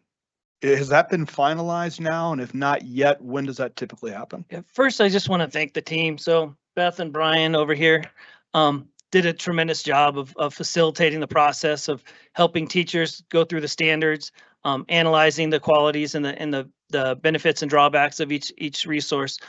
They did an incredible job. And so good. Thank you guys for your hard work on that. Regarding pricing, vendors are reluctant to release current pricing until you actually put out a request for proposal. And so when schools are interested in looking at it, then they'll get a full accurate bid. What I've learned in this job, I've been in it for a couple months now, is that vendors don't have a lot of flexibility on how much each unit costs. The place we get flexibility and economies of scale is in shipping and in professional development when we make purchases. And so that's the flexible part, not in the actual cost of the book itself. Ms. Inez. I know because I've gone through the process myself of, curriculum adoption and the professional development around that is very time consuming, very expensive, all of the things. I will kind of echo Mr. Salt's thoughts about, when we adopt via a feeder strand and that shared language piece, that can be really important depending on the curriculum, what kind of vocabulary they're using and how that also might support the PLC process, right? Even within the same school. So if you're using different curriculums at different, intermediate and primary, just kind of it's starting to make me think a little bit about how to be most efficient doing that and still have a curriculum that you know, the standards are what we teach, but the curriculum is the resource, right? And I've yet to find one that I didn't have to supplement. So They're not there's there. also that. There's not the perfect one out there. Thank you. Any other questions or comments related to the primary textbooks? Science. All right. Thank you, Shane. All right. Thank you, guys. Thank you, Dr. Phil. All right. Next is the school calendar for 25, 26, 26, 27, 27, 28. Were there any questions or comments? External reviews for 24, 25. Did anyone have any questions or comments? Ms. Cons. I just want to commend the entire staff, principals. Every year these get better and better, the questions and the responses by the external review team. And so I think Superintendent Haber's and her whole team's focus on team one and our goals and objectives is really evident in every single school's review, because they're just so honed in on excellence and the desire to just see every student succeed to their maximum level. So I was really thrilled to read them. Ms. Shandy. It was really, really good. And comparing it to Schmoker's results now 2.0 with that type of lens and stuff, you really pulled out the PLC part of it and how engaging each of the schools were, and then also like where they need improvement. It was good because they could also see where they might be fragmented with that or whatnot. So it was really kind of cool to take his emphasis and how we've studied that and compare it to the report and stuff, and see just how important a lot of those elements are in what we're doing. So that's really great. I appreciate that emphasis. I think kind of to Ms. Cons's point, it's been interesting sitting here for the past, 3 years going through this and watching the questions look a little bit wider. And then I think every year the questions get narrower and narrower, and our admin are being really almost surgical in the way that they're approaching these external reviews. I think it's really incredible work. So any other questions, comments? All right. Building fund update. Anyone have any questions or comments related to that?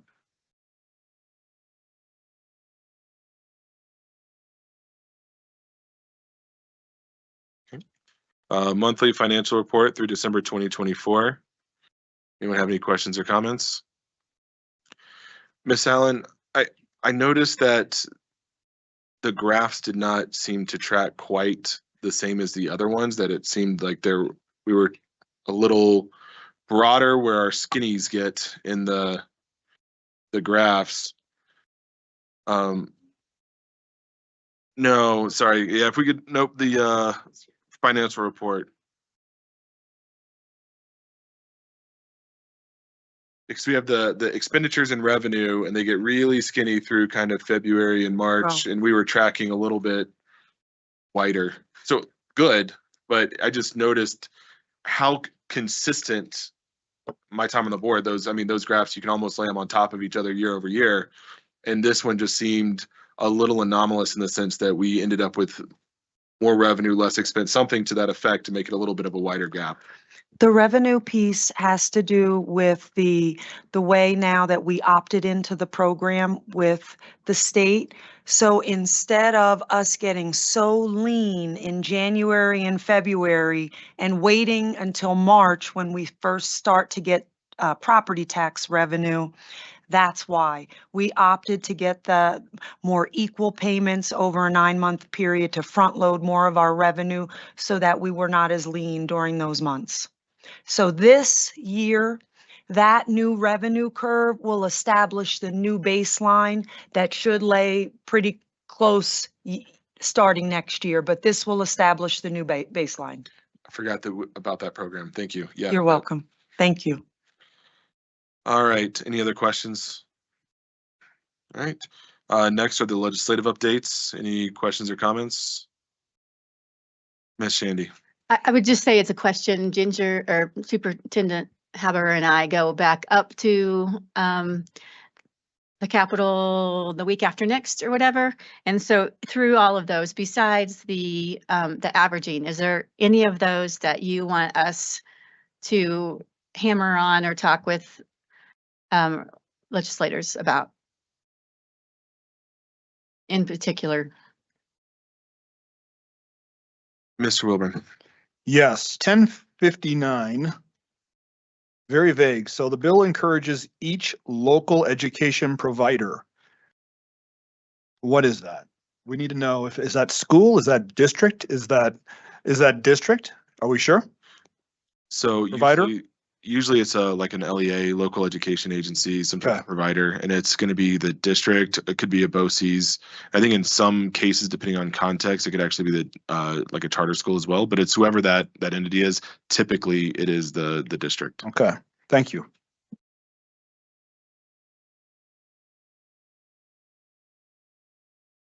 That would be my only question. Is there anything else that you want us to really discuss while we're up there doing that? When are you guys going back? It's next week? Week after next. Week after next. 27th, 28th, I think.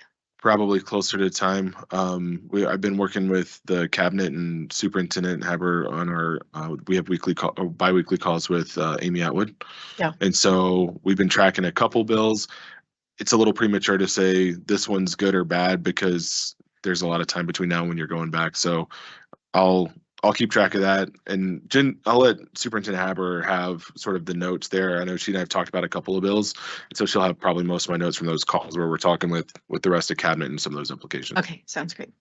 Yeah, and we'll be sure to ask Amy too, when she sets it up, like what are those talking points that we think? And I think we get a presentation too by CASB that will help us to know Yes. as a state, level, what are people really wanting? It's mostly around averaging and the finance formula, I think, Yeah. that we've already talked about, but if there's some other ones on there, we'll definitely Make our address time up. those. Yes. Ms. Inez. Ms. Shandy, may I please just add one thing? I completely agree with Superintendent Haber on the averaging. The other aspect of that, I would say, and Superintendent mentioned this, that if it does need to go, please phase in, and that any savings from eliminating the averaging stay in K-12 and do not go to balance the shortfall over the state's statewide budget. Thank you. Very good. Thank you.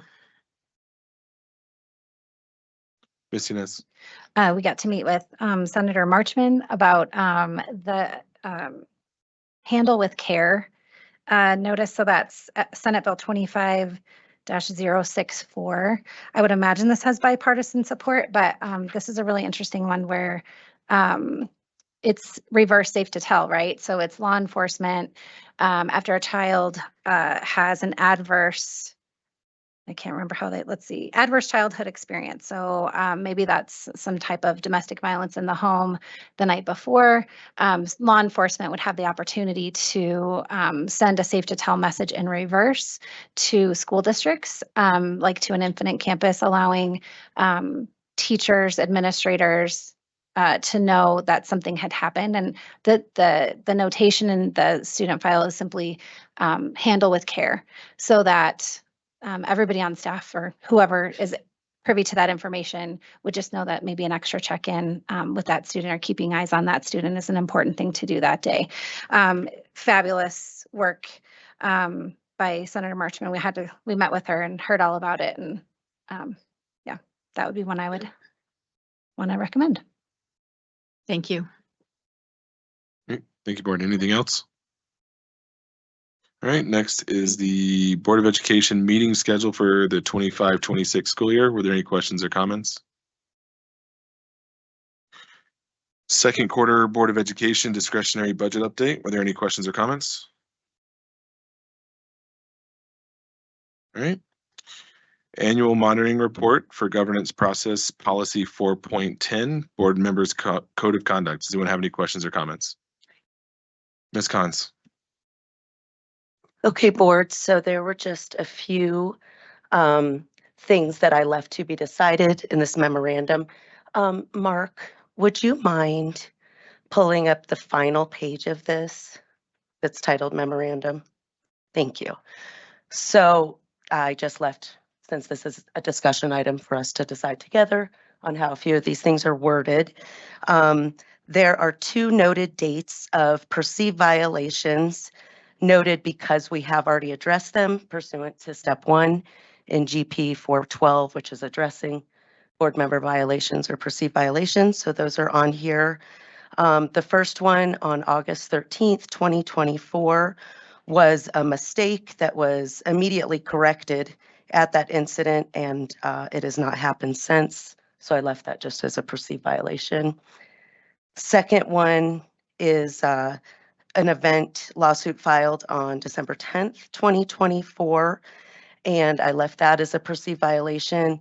After I checked with Ms. Thompson, we did not find that there was any law prohibiting one citizen from filing lawsuit against another citizen just because of their elected official status.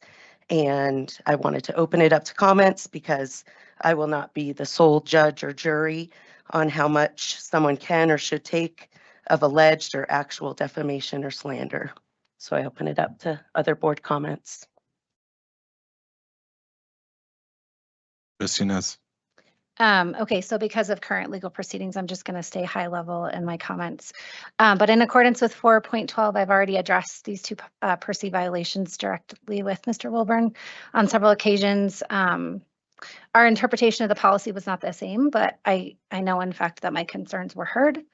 And so I just honestly look forward to a time when we just solely focus on kid outcomes and academic achievement rather than this.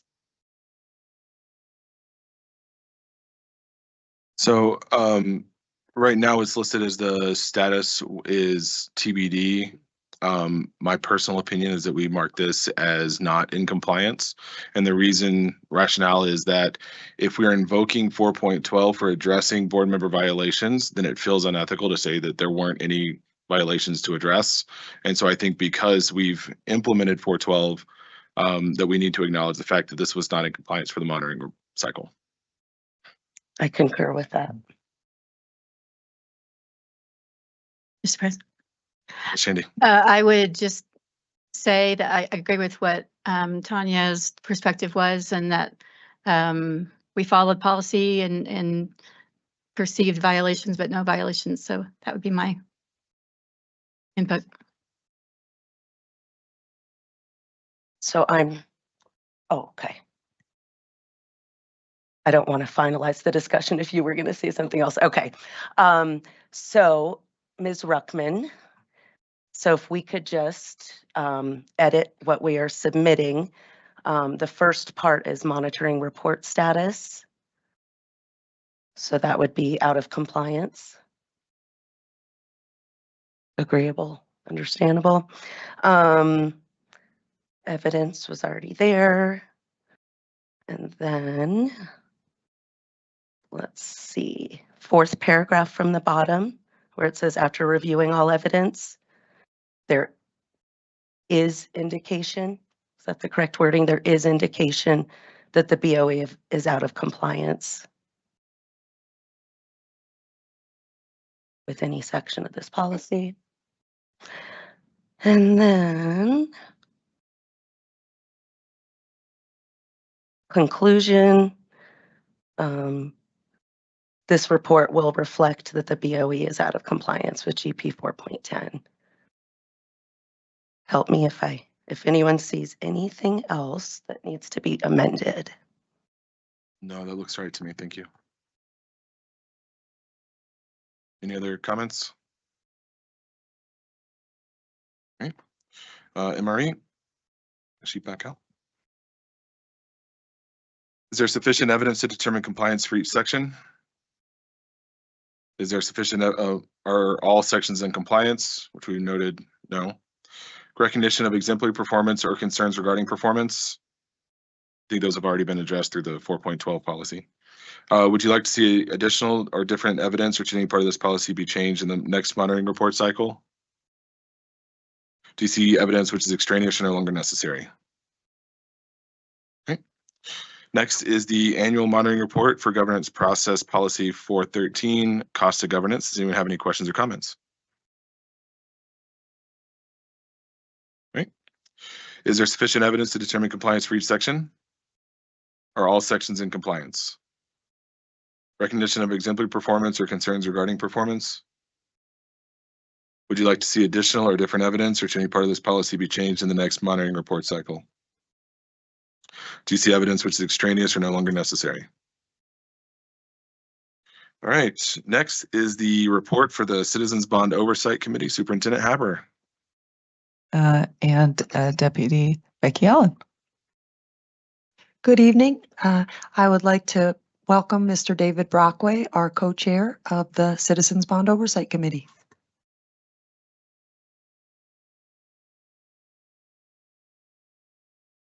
Thank you, Board and Ms. Allen. I'm David Brockway, the co-facilitator of the Citizens Bond Oversight Committee. And since there are two bonds out there, I'll clarify which one I'm talking about. This is the 2016 bond. Our group, CBOC, met on January 22nd, 2025, led by Mr. Chris Garnhart, and he briefed us on financial activities for October, November, and December. I can be pretty quick on those, summarizing them. Expenditures in any of those 3 months was in the 5-figure, low 6-figure area. So not a ton of activity, but it all related to finishing the Rampart High School and the Liberty High School pools. In looking in the bond in totality, as of December, it's 97.5% of the funding has been spent. There's about 6.8 million of funding that remains to be spent. And of that 6.8, about 4 million of that is the contingency fund. So it is getting toward the end here. Remaining areas of work, the largest of that remaining 2.8 million is 2.2 in technology infrastructure, a little bit of facility audit work, things like that. But all in all, this bond is scheduled to be completed with the voter approved language prior to June 30, 2025. So that's this June. That's exciting. This group met again, and one of the things that was discussed was the 2024 bond, the $83 million bond that passed in the last election cycle. And I think some of the members of this Citizens Bond Oversight Committee will be invited to be on that bond oversight committee for that group too. So, happy to answer any questions. And Word. Ms. Cons. Thank you again, Mr. Brockway, for, I believe, agreeing to be our chairman for this new bond as well. So we're super fortunate to have his expertise and amazing longevity in years of service to the district and to the community. So really thrilled to still have you. It's been a while since I read your report. Remind me, please. I know Rampart and Liberty pools, and maybe Chris will know the answer to these as well. We had enough money to get new timing systems and what else? There was one other thing. Thank you, starting blocks. Starting blocks. So I think they're both going to be done around this spring, summer, but remind me of the cost and that we've already allocated that. Yeah, so what happened in the big project of replacing the boiler, the filter, and the water control system, we had some savings back when we closed out that guaranteed maximum from both Rampart and Liberty. And so we had a list of projects that still fit into that category. And it was sound system, it's the timing system, and there's a few other things, some starting blocks, and that'll wrap that up. So that'll spend the rest of that money that was originally appropriated, that dollar amount. So it was within that amount. Great. Thank you for reminding me of that. I just want to thank you both for the time that you guys have put in so far. Excited to see you guys take over and start working on this 24 bond. I didn't call you up while we were doing all the written reports, but seeing the pictures of the bus barn, that thing looks awesome. It was really exciting to see all that together. So yeah, it's a different environment for the mechanics out there. They got a lot more space. So the interior where the new dispatch is and the new driver's lounge, they already got drywall hung, tape and finish and drywall. They'll be painting it. We'll probably move them in here within probably about 5-6 weeks down the road. And then we still got a little bit of work in the balance of the building. So it's coming along real good. it looks really good. So thank you both. Appreciate you guys being here. thank you. I just wrote that down, actually. All right, Mr. Belcher, how many people have signed up to speak? Comment section number 1. Maybe this mic hates me a little less. We've got 9 signed up for this evening. All right, thank you. Board welcomes the comments of our community members, and we greatly appreciate all comments from the public. But in order to adhere to board policy and accomplish the work already on the agenda, the board and superintendent will not respond at the meeting. Speakers may offer appreciation for criticism of school operations and programs as concern them, but are encouraged to exercise their speech rights responsibly, as they are personally responsible for any legal consequences attributable to their comments, including claims for defamation. Please keep in mind that students often attend board meetings. Speakers' remarks, therefore, should be suitable for an audience that includes kindergarten through 12th grade students, including no use of profanities or obscenities. Comments concerning personnel matters should be directed to the superintendent or board president in writing with your signature. Supplemental written materials can also be given to the security guards. They'll be delivered to the board secretary. The board president will recognize each speaker, and consistent with GP 4.4, comments will be curtailed if remarks or behaviors become inappropriate.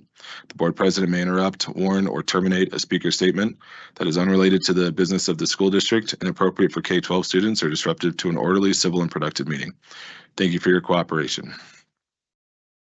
All right, first up, we have Lisa Humbarger, followed by Susie Bauer.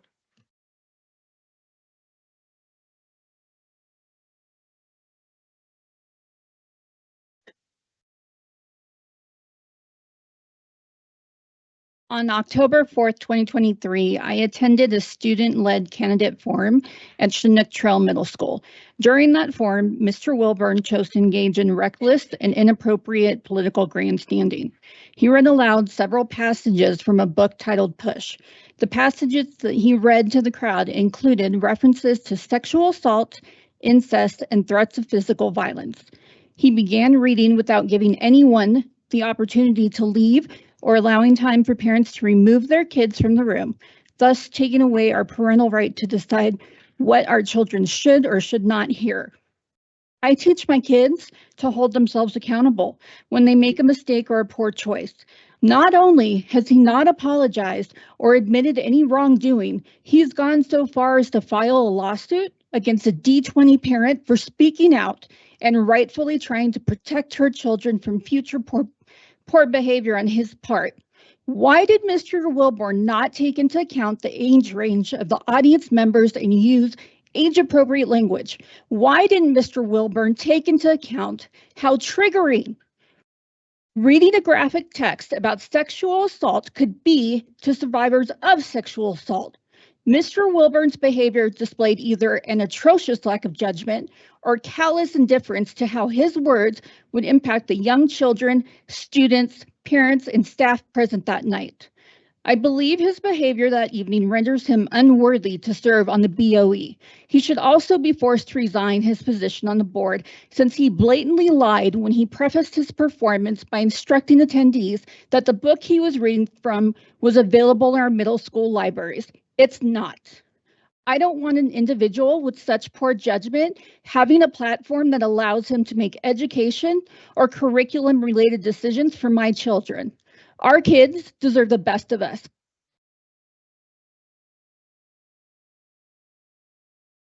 Next up is Susie Bauer, followed by Megan Gatekeep. I'm sorry, if that happens again, we will ask you to clear the room. No applause, please. Thank you. Integrity and excellence, the D20 website says, desires for our school district. We believe in how we behave to demonstrate excellence, nurture relationships rooted in honesty and integrity. There is a conflict.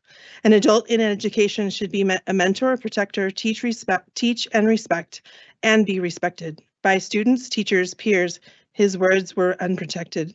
The adult should use words to inspire and demonstrate excellence. Appropriate words to cultivate honesty. What he said was not, and they were actions of benevolence. The words of the book did not match the age of the audience. When I read words, I take pride being thoughtful. Without remorse, he delivered those words with expedience. He was callous with his violating words with disregard of my son, myself, teachers, parents, and other students. Words that need permissions, respect, not insensitivity, ego full of impudence. The recklessness of his choices and his words left all of us feeling violated. Instead, he felt congratulated. Excellence, honesty, and integrity. What is priority, his ego or our teachers and students for their prosperity? We want him dismissed from the school board with sincerity. He has violated provisions of GP 410. His behavior has damaged the district's public image and credibility for students. Or what then? Vote today that Mr. Wilburn is a violation of the code of conduct. A resignation is requested, so excellence and integrity is still a part of the construct. Stay vigilant to our beliefs for the success of our school district. His actions do not reflect integrity, excellence. This is a conflict. Next up, we have Megan Gatekey, followed by Jennifer Stites. All right, we will clear the room. Thank you.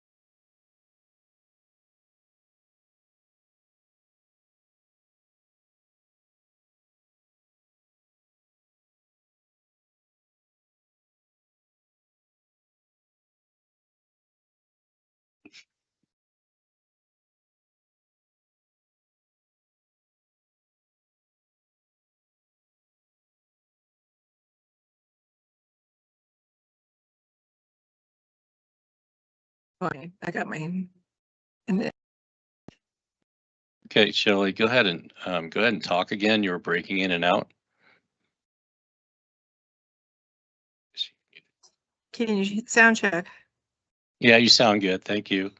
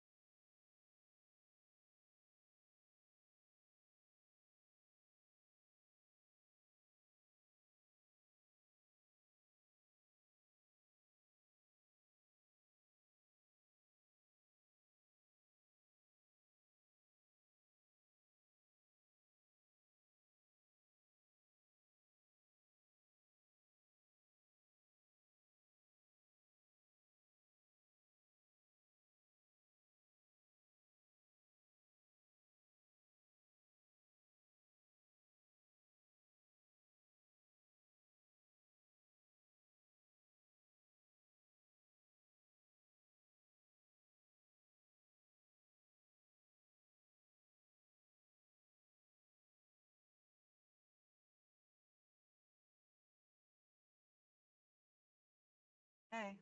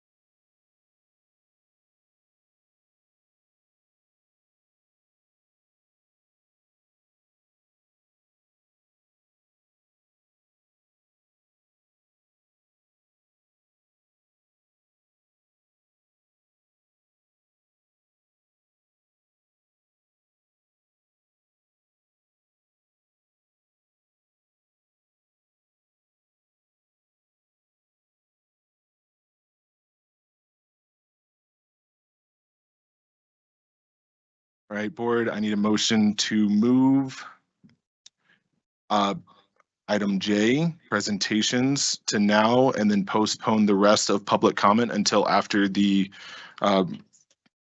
rest of the business portion is complete. Moved. Second. Roll call, please. Mrs. Cons? Aye. Mrs. Shandy? Aye. Mr. Wilburn? Aye. Mrs. Yanez? Aye. Mr. Salt? Aye. All right, now we need a resolution to approve, or we need a motion to approve resolution 160-25, proposed relocation of Village Middle School from the Center for Modern Learning to Mountain Ridge Middle School in 2025-2026. Moved. Second. Discussion, please. Superintendent Haber. Okay, we have a decision item that we're really excited about, and that is the location of moving the middle school, Village Middle School, to Mountain Ridge. And I just want to really say a huge thank you to Principal Jeff Sturkey and Ash Angelo and Keisha Hill, our principal. The three of them, they just really worked hard together, and we met several times to say what makes sense. Because what we know is that both Village Middle School and the Homeschool Academy both have waiting lists, right? And they do such a magnificent job. Both of those programs are truly sterling, and I've been there several times, and I see students actively engaged in their learning. And we have constituents who really would like to have their kids there, but when they're both in the same building, we're not able to accommodate what our parents, who want to be in there, we're not able to accommodate that program. And so we started looking around to say, what space do we already have? And looking at Village Middle School, we thought, well, maybe that would be a good opportunity to give Village Middle School more room within Mountain Ridge. And what would we think about that idea? So we've been talking about this idea probably for several months and kind of going through some different ideas. And so just really excited. I shared with you the preliminary ideas earlier when we first started talking about it. And now it's really in fruition. So I believe this is a decision item, and I would invite probably our principals up to just kind of talk about this change. And if you have the PowerPoint, you feel free to go through that, however you guys have that organized. Mr. Sturkey. I'll just start. Yeah, I'm Principal Jeff Sturk from Mountain Ridge Middle School. Is it working? Yeah. All right. I just want to share on a personal level. I have a senior son at the Village High School, so it's been perfect for him. So I really appreciate just the non brick and mortar, in this case, hybrid model of Village Middle School. Both Homeschool Academy and Village Middle School have waiting list demands, popularity for secondary students. 6th grade through 12th grade are looking for different routes to get to high school and to get their diploma. On another personal side, I have a sister, one sibling in the Kansas City area.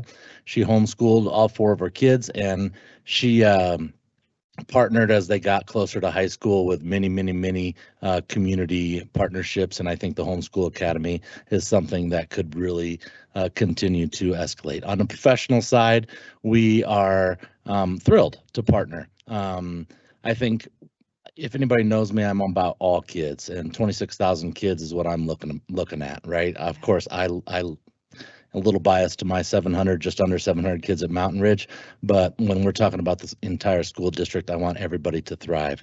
It's going to be great. Over the years, Ash and I have talked, and you'll hear from her in a moment. And I've had a handful of kids that, for whatever life circumstances have come to those students' way, the Village Middle School would have been a great option. And she oftentimes says, Jeff, I really want to, but I can't because there's such a long wait list. And so I think this is going to give the expansion of both incredible programs the chance to grow and meet more kids' needs. And I'm excited about that. So to have her literally right down the hall might be really good for partnerships moving forward. So thank you. Awesome. I guess it's my turn. I have been very excited and fortunate enough to partner with Ash over the last year. And even though this is exciting opportunity for us to expand, excuse me, I am going to miss my partner in crime because, we tend to talk a lot and, I'll run up, she'll run down, and it's just been a really positive relationship, but we both are growing. And I'm excited that we're both able to meet the demands that our community is looking for.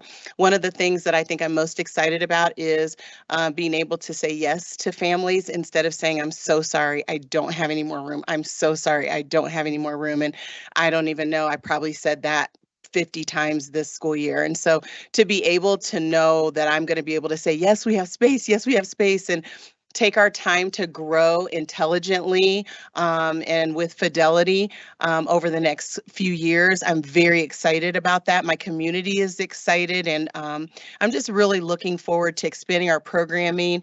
I've been asking in the last few Parent Square 20 alerts, parents, what kind of programming would you like to see? And my parents have been extremely engaged in sharing what they'd like to see. Monthly, I've been doing coffee with Keisha, and they have also been able to tell me what kinds of things they're looking for. So I feel like we're going to meet a need here in the district, and I'm just really excited to be able to lead that charge.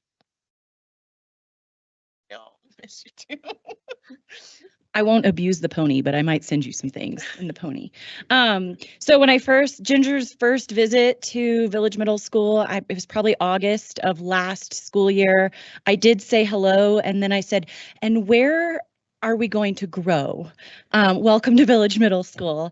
And so for those of you that don't know, this is our fourth move, this school's evolution. And Jeff, you might think those trailers outside what will be kind of our wing, our garbage and ready to go, that is where this school started, in a trailer. And so when I first visited the campus, I was like, can we use one of those for storage? And so to think about the fact that like this trailer, a similar trailer is where this school started, is now like, I'm like, could we use that for storage, for supplies for our kids, for our explorers, is just mind blowing. It's full circle. There's space for yoga, and Jeff, I think Renee and Kim are still here. I promise you that we will be good neighbors. And the food truck rodeo, Keisha has been a guest judge for all kinds of food competitions, so you will get invites, and just having space for our kids to continue to capitalize on the crazy wild ideas that they have that we say yes to is really special. And I'm excited to be able to start having some conversations with them and involve them in the design and the planning, because I'm the manager of this space, I'm the leader of this space, but not the consumer, and they'll have better ideas than I could have ever imagined. So fun chapter ahead. It's awesome. I'm really excited about this, and I'm really glad that this is a solution that works for everybody. Any guess as to what this means enrollment wise for each of your programs? Is it 20% more? Is it 30% more? Have we gotten that far to see kind of what does it actually mean for our kids? Go for it. So currently, for this year coming up, because we are anticipating sharing space for the first half of the year, there's only so much growth I would be able to do on the main level. However, there is an anticipated additional 50 students for me just this first year prior to expanding upstairs. So I'm excited. I could see, I mean, we're currently low 600, 608, I believe. And I am pretty confident we would be pretty close to 800 students. So that's a significant area of growth. But over time, I'm hesitant to, you know, look at the future too much and say, oh, this program is going to, you know, yield 75 students. I really want to make sure that I'm hearing from the community and our staff as to what that looks like. But super excited just even to grow this year. So because we're going to start the year in our current space, we're looking at maybe 5 to 10% more next year because we don't have more room first semester. And also being really cognizant of for adults, change is hard, and we're going to have to take a group of middle schoolers, which, man, it's going to be, they'll rock this, but I want to give them time second semester to feel it, live it, adjust, and then say, okay, we're ready. Let's bring on some more. So this next school year, it'll still be limited, right? I just don't have more space August through December. The following school year, 26, 27, I would anticipate 200 kids comfortably. Check back in with me in February after we've, you know, we give them knives in the kitchen. You know, there's yoga mats, there's robots, there's roller coaster designs. And I think after we live it for a little while, we'll have a much better feel for how quickly we want to scale. And I think, you know, continuing to watch what enrollment does at Mountain Ridge and whether there's opportunity down the road, who knows? So knives would have scared Robots, me. yoga mats. Nothing compared to when I first walked through Timberview and they showed me the plasma cutter. I was like, you got a plasma cutter in middle schoolers? But they're like, they're supervised. I'm like, God bless you. So knives are cool, man. Knives are cool. Board, any other comments, questions? I Ms. just Shan- want to say I think it's super exciting, and I commend you, Superintendent Haberer, for having that mindset of growth and not just being stuck in what we've always done, and listening to your people that are saying, I need to grow, I have room. And so I commend you for that and being with that mindset of being open to change. So I think it's really exciting. And I think it follows our district goals and student needs. I think it checks all those boxes. So. Ms. Cons. Well, I'm super thrilled for all three of you that it is such a good decision for everybody. I was trying to review the report and notes again, so forgive me if I'm missing it, but how much room for growth does the new space give you, Ash? Student-wise, percentage-wise? So I've had one conversation with a furniture designer, and we're still waiting for some structural engineers to weigh in on which walls can and can't come down. So I can't give you a the furniture designer was like, are you sure that the sink would go there if this is approved? And I was like, no, I cannot assure you that's where the sink's going to go.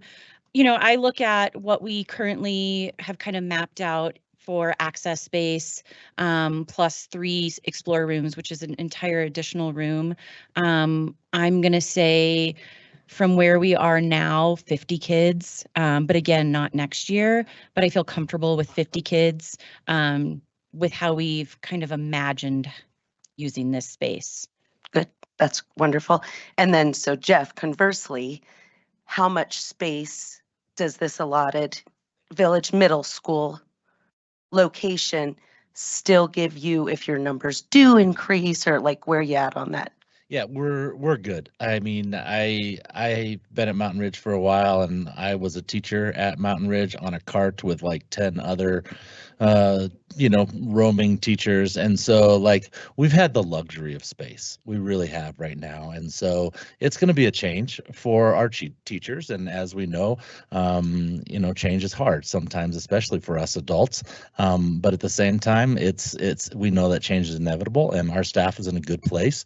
We had a great meeting just over 48 hours ago, and we're excited. We're excited to partner with the Village Middle School and make the best for both schools to reach more kids. And so we're going to be fine. Yeah, we're going to have to make some adjustments, but we're planning on expediting that for our staff and our community as fast as possible so that they can kind of just let it soak in the changes that are going to be made physically for the beginning of next school year. But it's all going to be happening. We're going to move forward. And there's a possibility of some facility upgrades in a few areas of our part of the school as well. So we're thrilled about that as well. I'm excited for you guys. All right. Any other questions, comments? All right. Roll call, please. Mrs. Cons? Aye. Mrs. Shandy? Aye. Mr. Wilburn? Aye. Mrs. Yanez? Aye. Mr. Salt? Aye. All right. Thank you, guys. Congratulations. We're excited for you.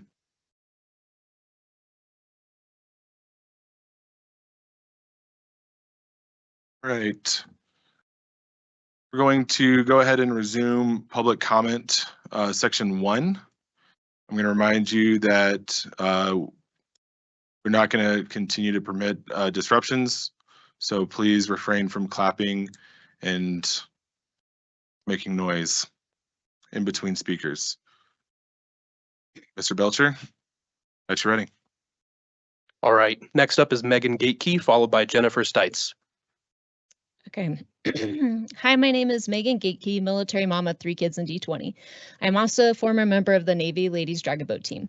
I agree our school district does a lot of great things, but there are things that need immediate attention. I'm here to speak on that. Proverbs 31:9, open thy mouth, judge righteously, and plead the cause of poor and needy. Recently, we found out that VMS is going to be moved into Mountain Ridge Middle School. It was added to the agenda after the email went out. I thought it was pretty upsetting to find out this the way we did. Obviously, this has been ongoing for a long time, but there wasn't any chance for parents to step up and talk about what is happening. At least that is the perception I have taken away from parents at MRMS. My biggest concern is our SPED students. These students are often overlooked in our district. I am beginning to think that our district prefers to pay lawyers over the services of our students. Perhaps with more transparency, it wouldn't feel so off-putting to have this thrown at us. I want to say that space has different meaning for different students and needs. Taking away classroom space from middle school with 15% of their population on IEPs while failing to meet the upgrades they have been needing for years is not a solution. Teachers need to be in areas free from distraction when they're helping their kids. How distracting is it going to be to downsize the SPED rooms of MRMS by more than half? Where are all the items and supplies for the teachers going to go? I'm very proud of the kids at VMS. I want them to have more opportunities to grow. I think it's great they exist. However, this isn't the solution. Taking away from one of the poorest schools in the district to give to VMS is not okay. Increasing the gap between the haves and the have-nots is not okay. What needs are you going to meet for MRMS? All our students deserve to have their needs met. Next up is Jennifer Stites, followed by Leah McFan.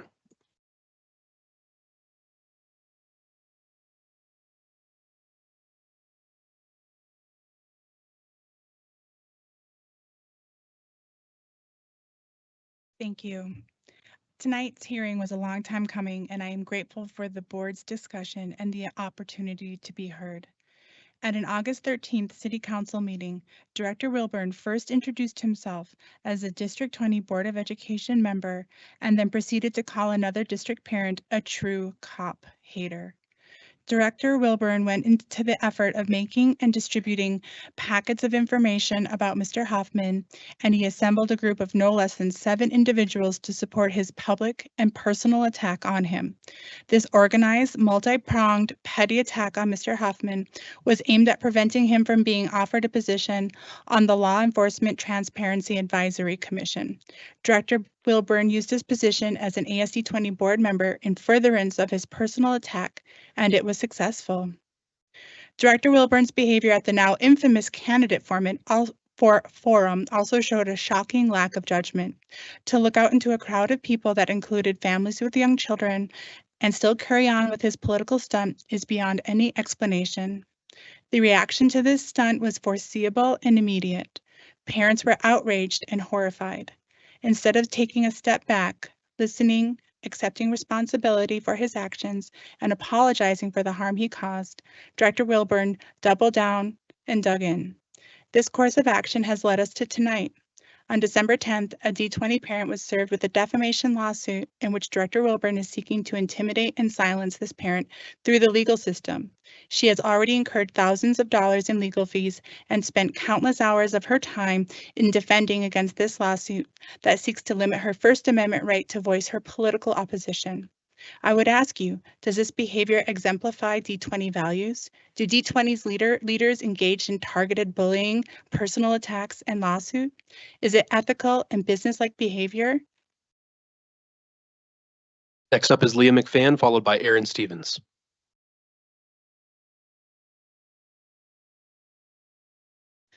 Good evening. My name is Leah McFan, and I am both a D20 staff member and resident. Tonight, I want to express my appreciation for the board member who had the integrity to speak out about Derek Wilburn's repeated violations of the board's code of conduct. Every board member is elected to represent the voices of our community and to prioritize the continual improvement of student achievement. A core value of this board is maintaining a neutral environment, ensuring the focus remains on academic success for all students.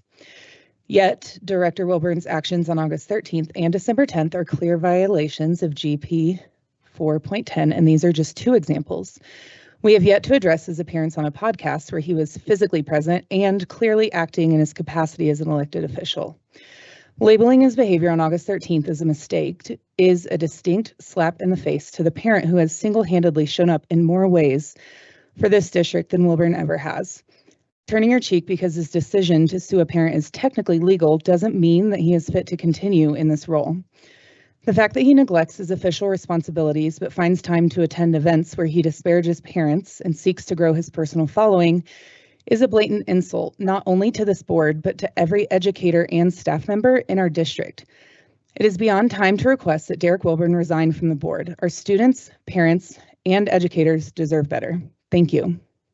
Next up is Aaron Stevens, followed by Bernadette Guthrie.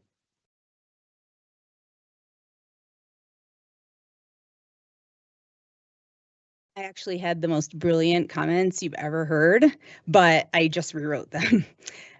So I had comments planned out tonight with regards to accountability, which I talked about last time, but now I see that you are willing to hold people accountable for their actions. We just witnessed it. You set a rule about clapping, which came along with an arbitrarily set consequence if the rule was broken. It's kind of like how 4.1 and the board code of conduct comes along with steps towards accountability and enforcing consequences, because otherwise, why would those things even need to exist? You formally admitted non-compliance, but since everything is an exercise in futility these days, I'm sure this will be the end of that.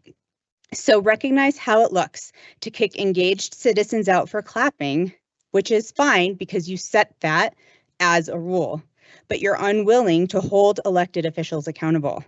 It's not a great look, no matter what you believe in, no matter what side you fall on, no matter why you sit up here, no matter what, you're willing to hold us accountable, but you're not willing to hold yourselves accountable. Thank you. Next up is Bernadette Guthrie, followed by Tim Hoffman.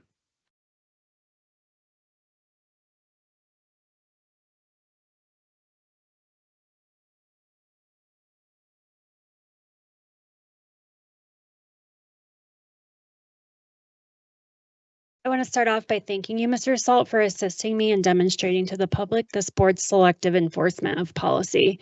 Let's be clear about what's happened here tonight. You held me, the parent of a traumatized child, accountable to a non-existent, non-documented, unconstitutional rule, but you refused to hold your own board member accountable to a documented, written, adopted policy because he didn't break the law. Let me remind you, the law is not the standard here. Your own policy is. This is a double standard that parents see plainly. It's selective enforcement, it's retaliation. These aren't just bad optics, they're constitutional violations, stacking up.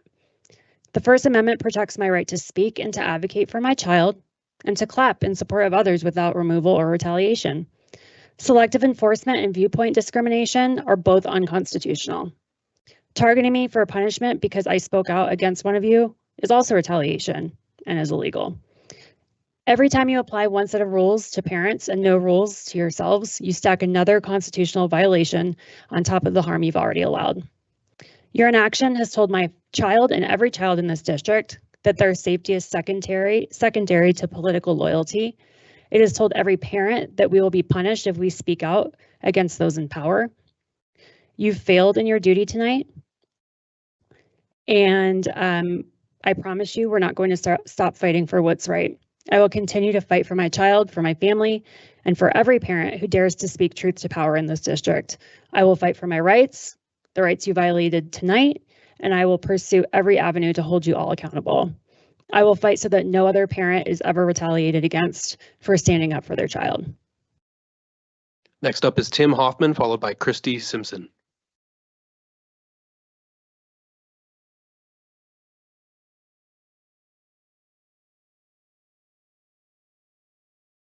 Form their favorite poem, but you know they love to sue.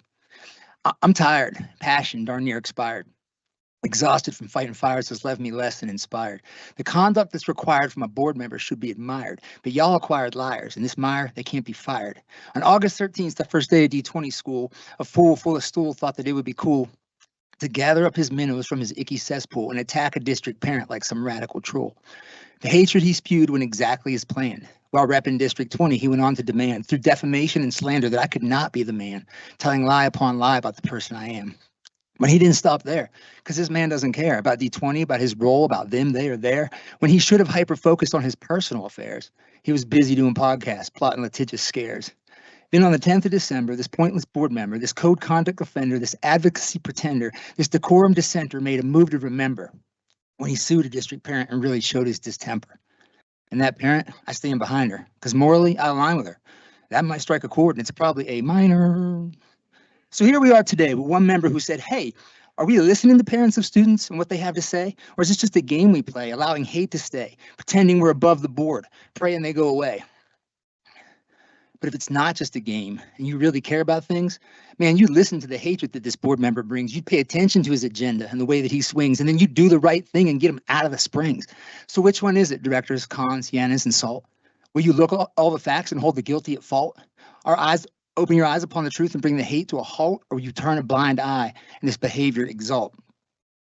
Controversial poet Bobby Ray Simmons Jr. said, will you run or will you share your light? Tell our stories of living trife. See it when we're given hope that we know that we can grow. We're trapped inside the matrix, forced to play our hand. You're filled with so much hatred, the kids don't stand a chance. Man, give the kids a chance and do what's right as leaders. Leaders. Be a leader. Come on. You know what to do. Our final commenter for section 1 is Christy Simpson.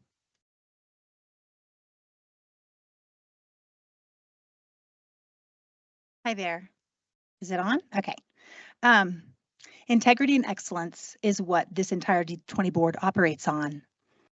As a mom of 3 teenagers, I'm so thankful for Mr. Wilburn's boldness to speak against inappropriate sexual materials for students under the age of 13 back in October of 2023. This boldness and truth-telling is something many parents in our district applaud and are thankful for. After Mr. Wilburn's exposure of these sexually inappropriate books in children's libraries in our schools, 1 month later, a majority of constituents voted to elect Mr. Wilburn as a D20 school board member. I'm so thankful that Mr. Wilburn is healing from his surgery and is back in this boardroom. I'm so thankful that Mr. Wilburn is such a man of integrity. I'm so thankful that Mr. Wilburn has chosen a higher path and has chosen to stand for truth against attempts and words that are not even appropriate that adults should say. I'm thankful for Mr. Wilburn's stance, and I am glad that I voted for him to be on this board. Thank you so much, Mr. Wilburn. We're going to roll right into section 2. Our first commenter is Elizabeth Clay Del Rio, followed by Angela Blunt. she's coming up, I'm going to please remind, if you have a coughing fit, please step out into the hallway instead of disrupting the speakers. Thank you. Hello. Today I'm just here to pray for the meeting, for the board, for D20, and for everybody under the sound of my voice. I didn't bring any notes because I just want this to be from the heart. So, Father God, I thank you for this day, for every single day that you've given us. God, I want to pray that your presence would be here in this room, God, and that you would help joy to be brought back to this district, to its parents, to its students, to this board, to all those that can hear me today, God, because joy is something that feels so fleeting.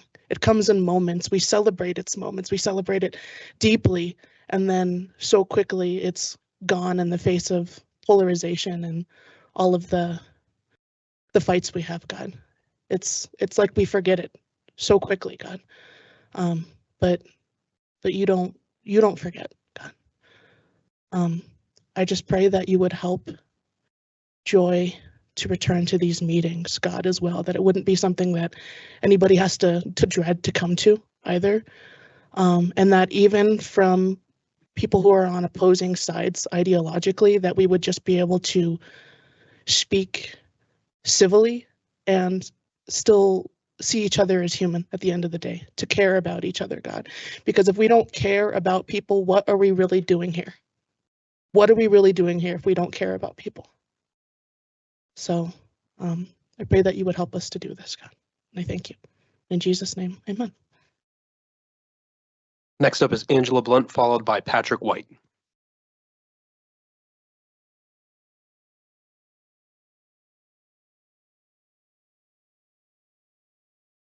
Dear Heavenly Father, please strengthen and encourage every board member. May there be peace in their hearts and minds with every difficult but necessary decision. I speak boldness in their decision-making, as their goal will always be guided by what is best for all students. I pray for every worker. I speak peace and blessing over their lives. May they realize the significance of everything that they do that will benefit the life of a child. May they make the most of every opportunity to positively pour into students. Strengthen them when they are weak or uncertain. Let them know that they can come to you to be replenished in all ways. I pray for the teachers who work tirelessly, way past the end of the school day, into the night and over the weekends, and breaks to accomplish and to serve every student well. Strengthen them in their weaknesses and in their discouragement. May a student, a parent, or an administrator give them a word of encouragement tomorrow to bless them. Help them see past their workload to the significance of their role in the lives of every child. Cover them in your love. May your love also cover their buildings in ways that are undeniable. May they sense the breadth of you that provides what they need for survival. I pray for every single child and parent in D20. I speak protection over every life. Help them through the rough spots and lead them to the solutions that they are looking for. Make it clear that nothing is hopeless and there's always a reason to go on. You've given us life and life abundantly. May hope come back to every single person. May giving up never be an option. May they be encouraged in ways that are unexpected and realize the importance of their lives. I pray that every child knows that he or she is loved, and may truth prevail in their hearts. May every school be a safe haven for the youngest of the children to the oldest ones. May they know that they are important and special and loved by you. I pray for those students who are being tormented by negative self-image, lack of self-worth, and periods of confusion. May they feel your love stronger than they feel any emotion. May they know that you have a plan for every aspect of their lives and that their lives have purpose. In Jesus' name I pray, amen. Next up is Patrick White, followed by Veronica Baker.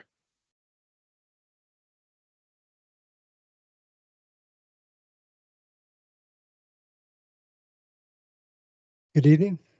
Just a little bit of safety, in particular talking about Ranch Creek Elementary and snow removal.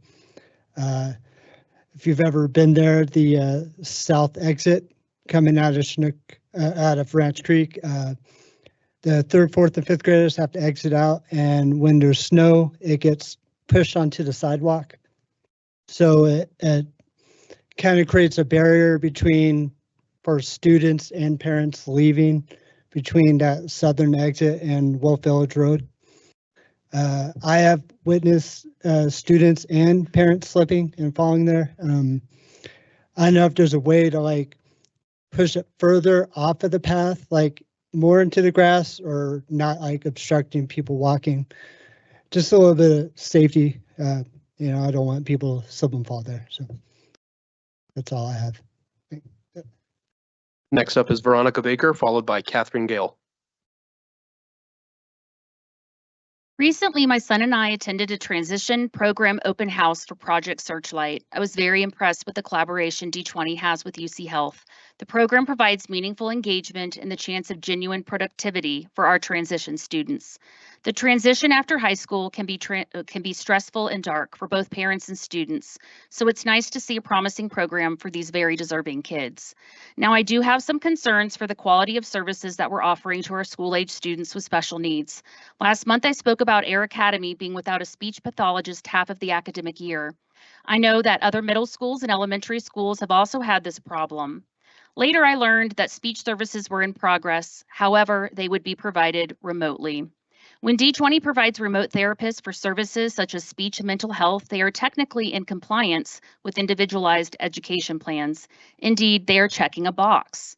But we are not truly meeting a need. Remote services bring us back to the dark days of COVID.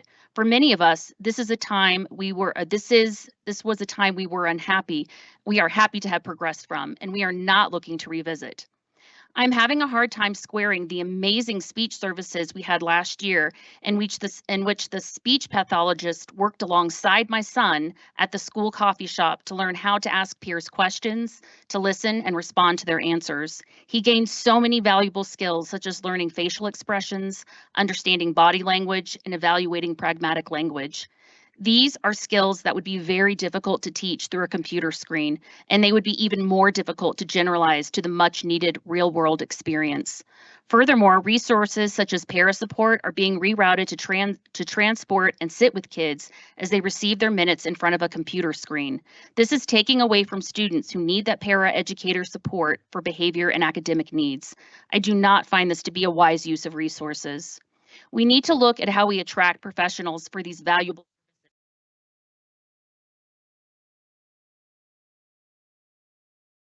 Thank you. Next up is Catherine Gale, followed by Brett Dayberry.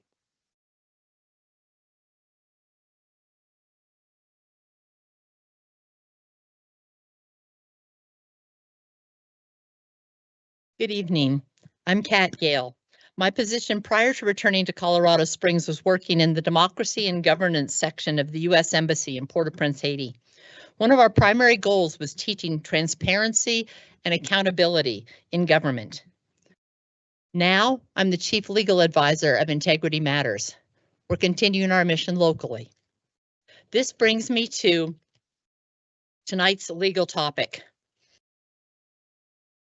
Is the right of the people to petition the government for redress of grievances. This applies to you on a local level through the due process clause of the 14th Amendment.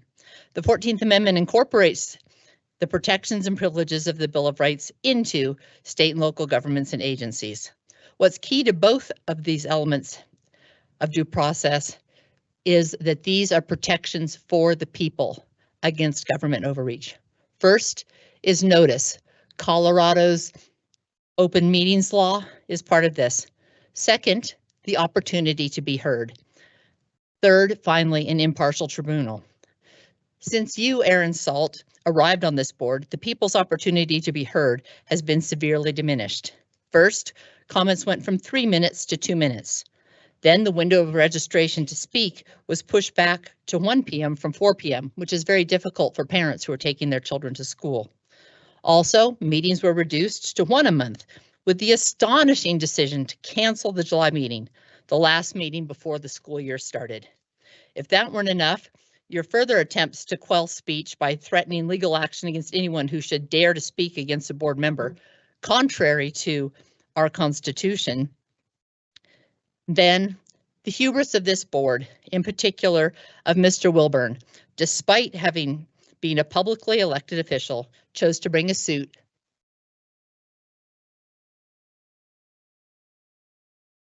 Thank you. All right. We'll clear the room again if that happens. Thank you. Next up is Brett Dayberry, followed by Emily Vonachin.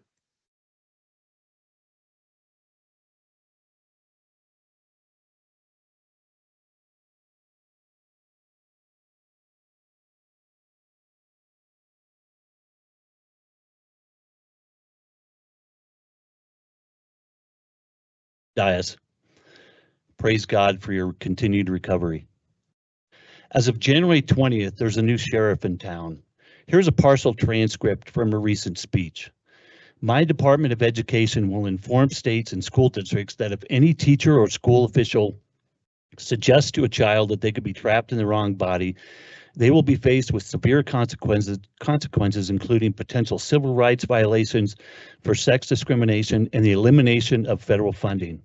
As part of our new credentialing body for teachers, we will promote positive education about the nuclear family. That's an idea. The roles of mothers and fathers, and celebrating rather than erasing the things that make men and women different and unique. I will ask Congress to pass a bill establishing the only genders recognized by the United States government are male and female, and they are assigned at birth. The bill will also make clear that Title IX prohibits men from participating in women's sports, and we will protect the rights of parents from being forced to allow their minor child to assume a gender which is new and an identity without the parent's consent. How does this relate to D20? The 3 members of this board who are up for re-election have failed this community by not requiring parental consent in the ACA. These are the same 3 board members who effectuated 3 vile books to remain in the libraries. I'm suggesting that Aaron Salt, Nicole Kahns, and Lauren Yanez not muddy the waters at the next school board election. Announce that you will not run for re-election so D20 can move forward with actual conservatives who will have the fortitude to do what is right for the kids. Finally, Emily Vonachin.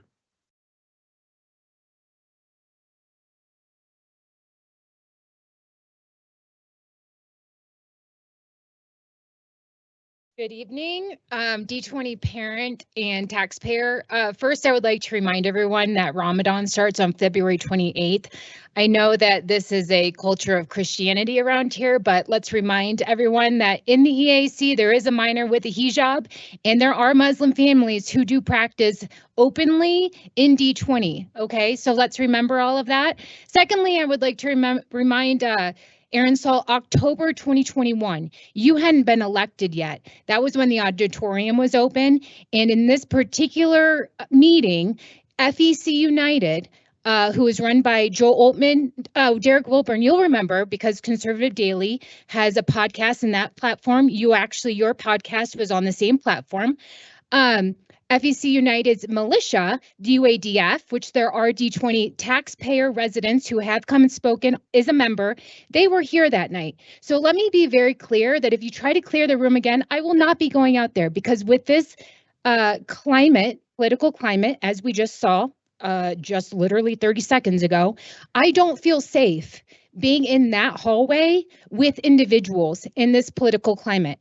And if there's any harm caused, because I mean, let's face it, Payne and Buck, they're great, but also there's a lot of fucking crazy people around here, okay? So sorry, didn't mean to drop the F-bomb. I get it, okay?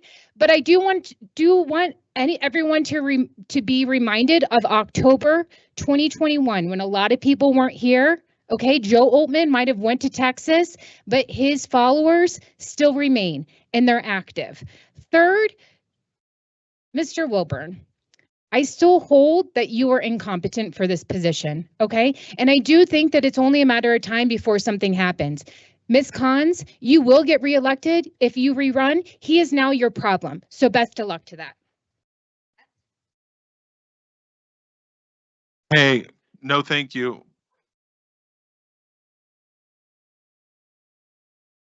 We're done.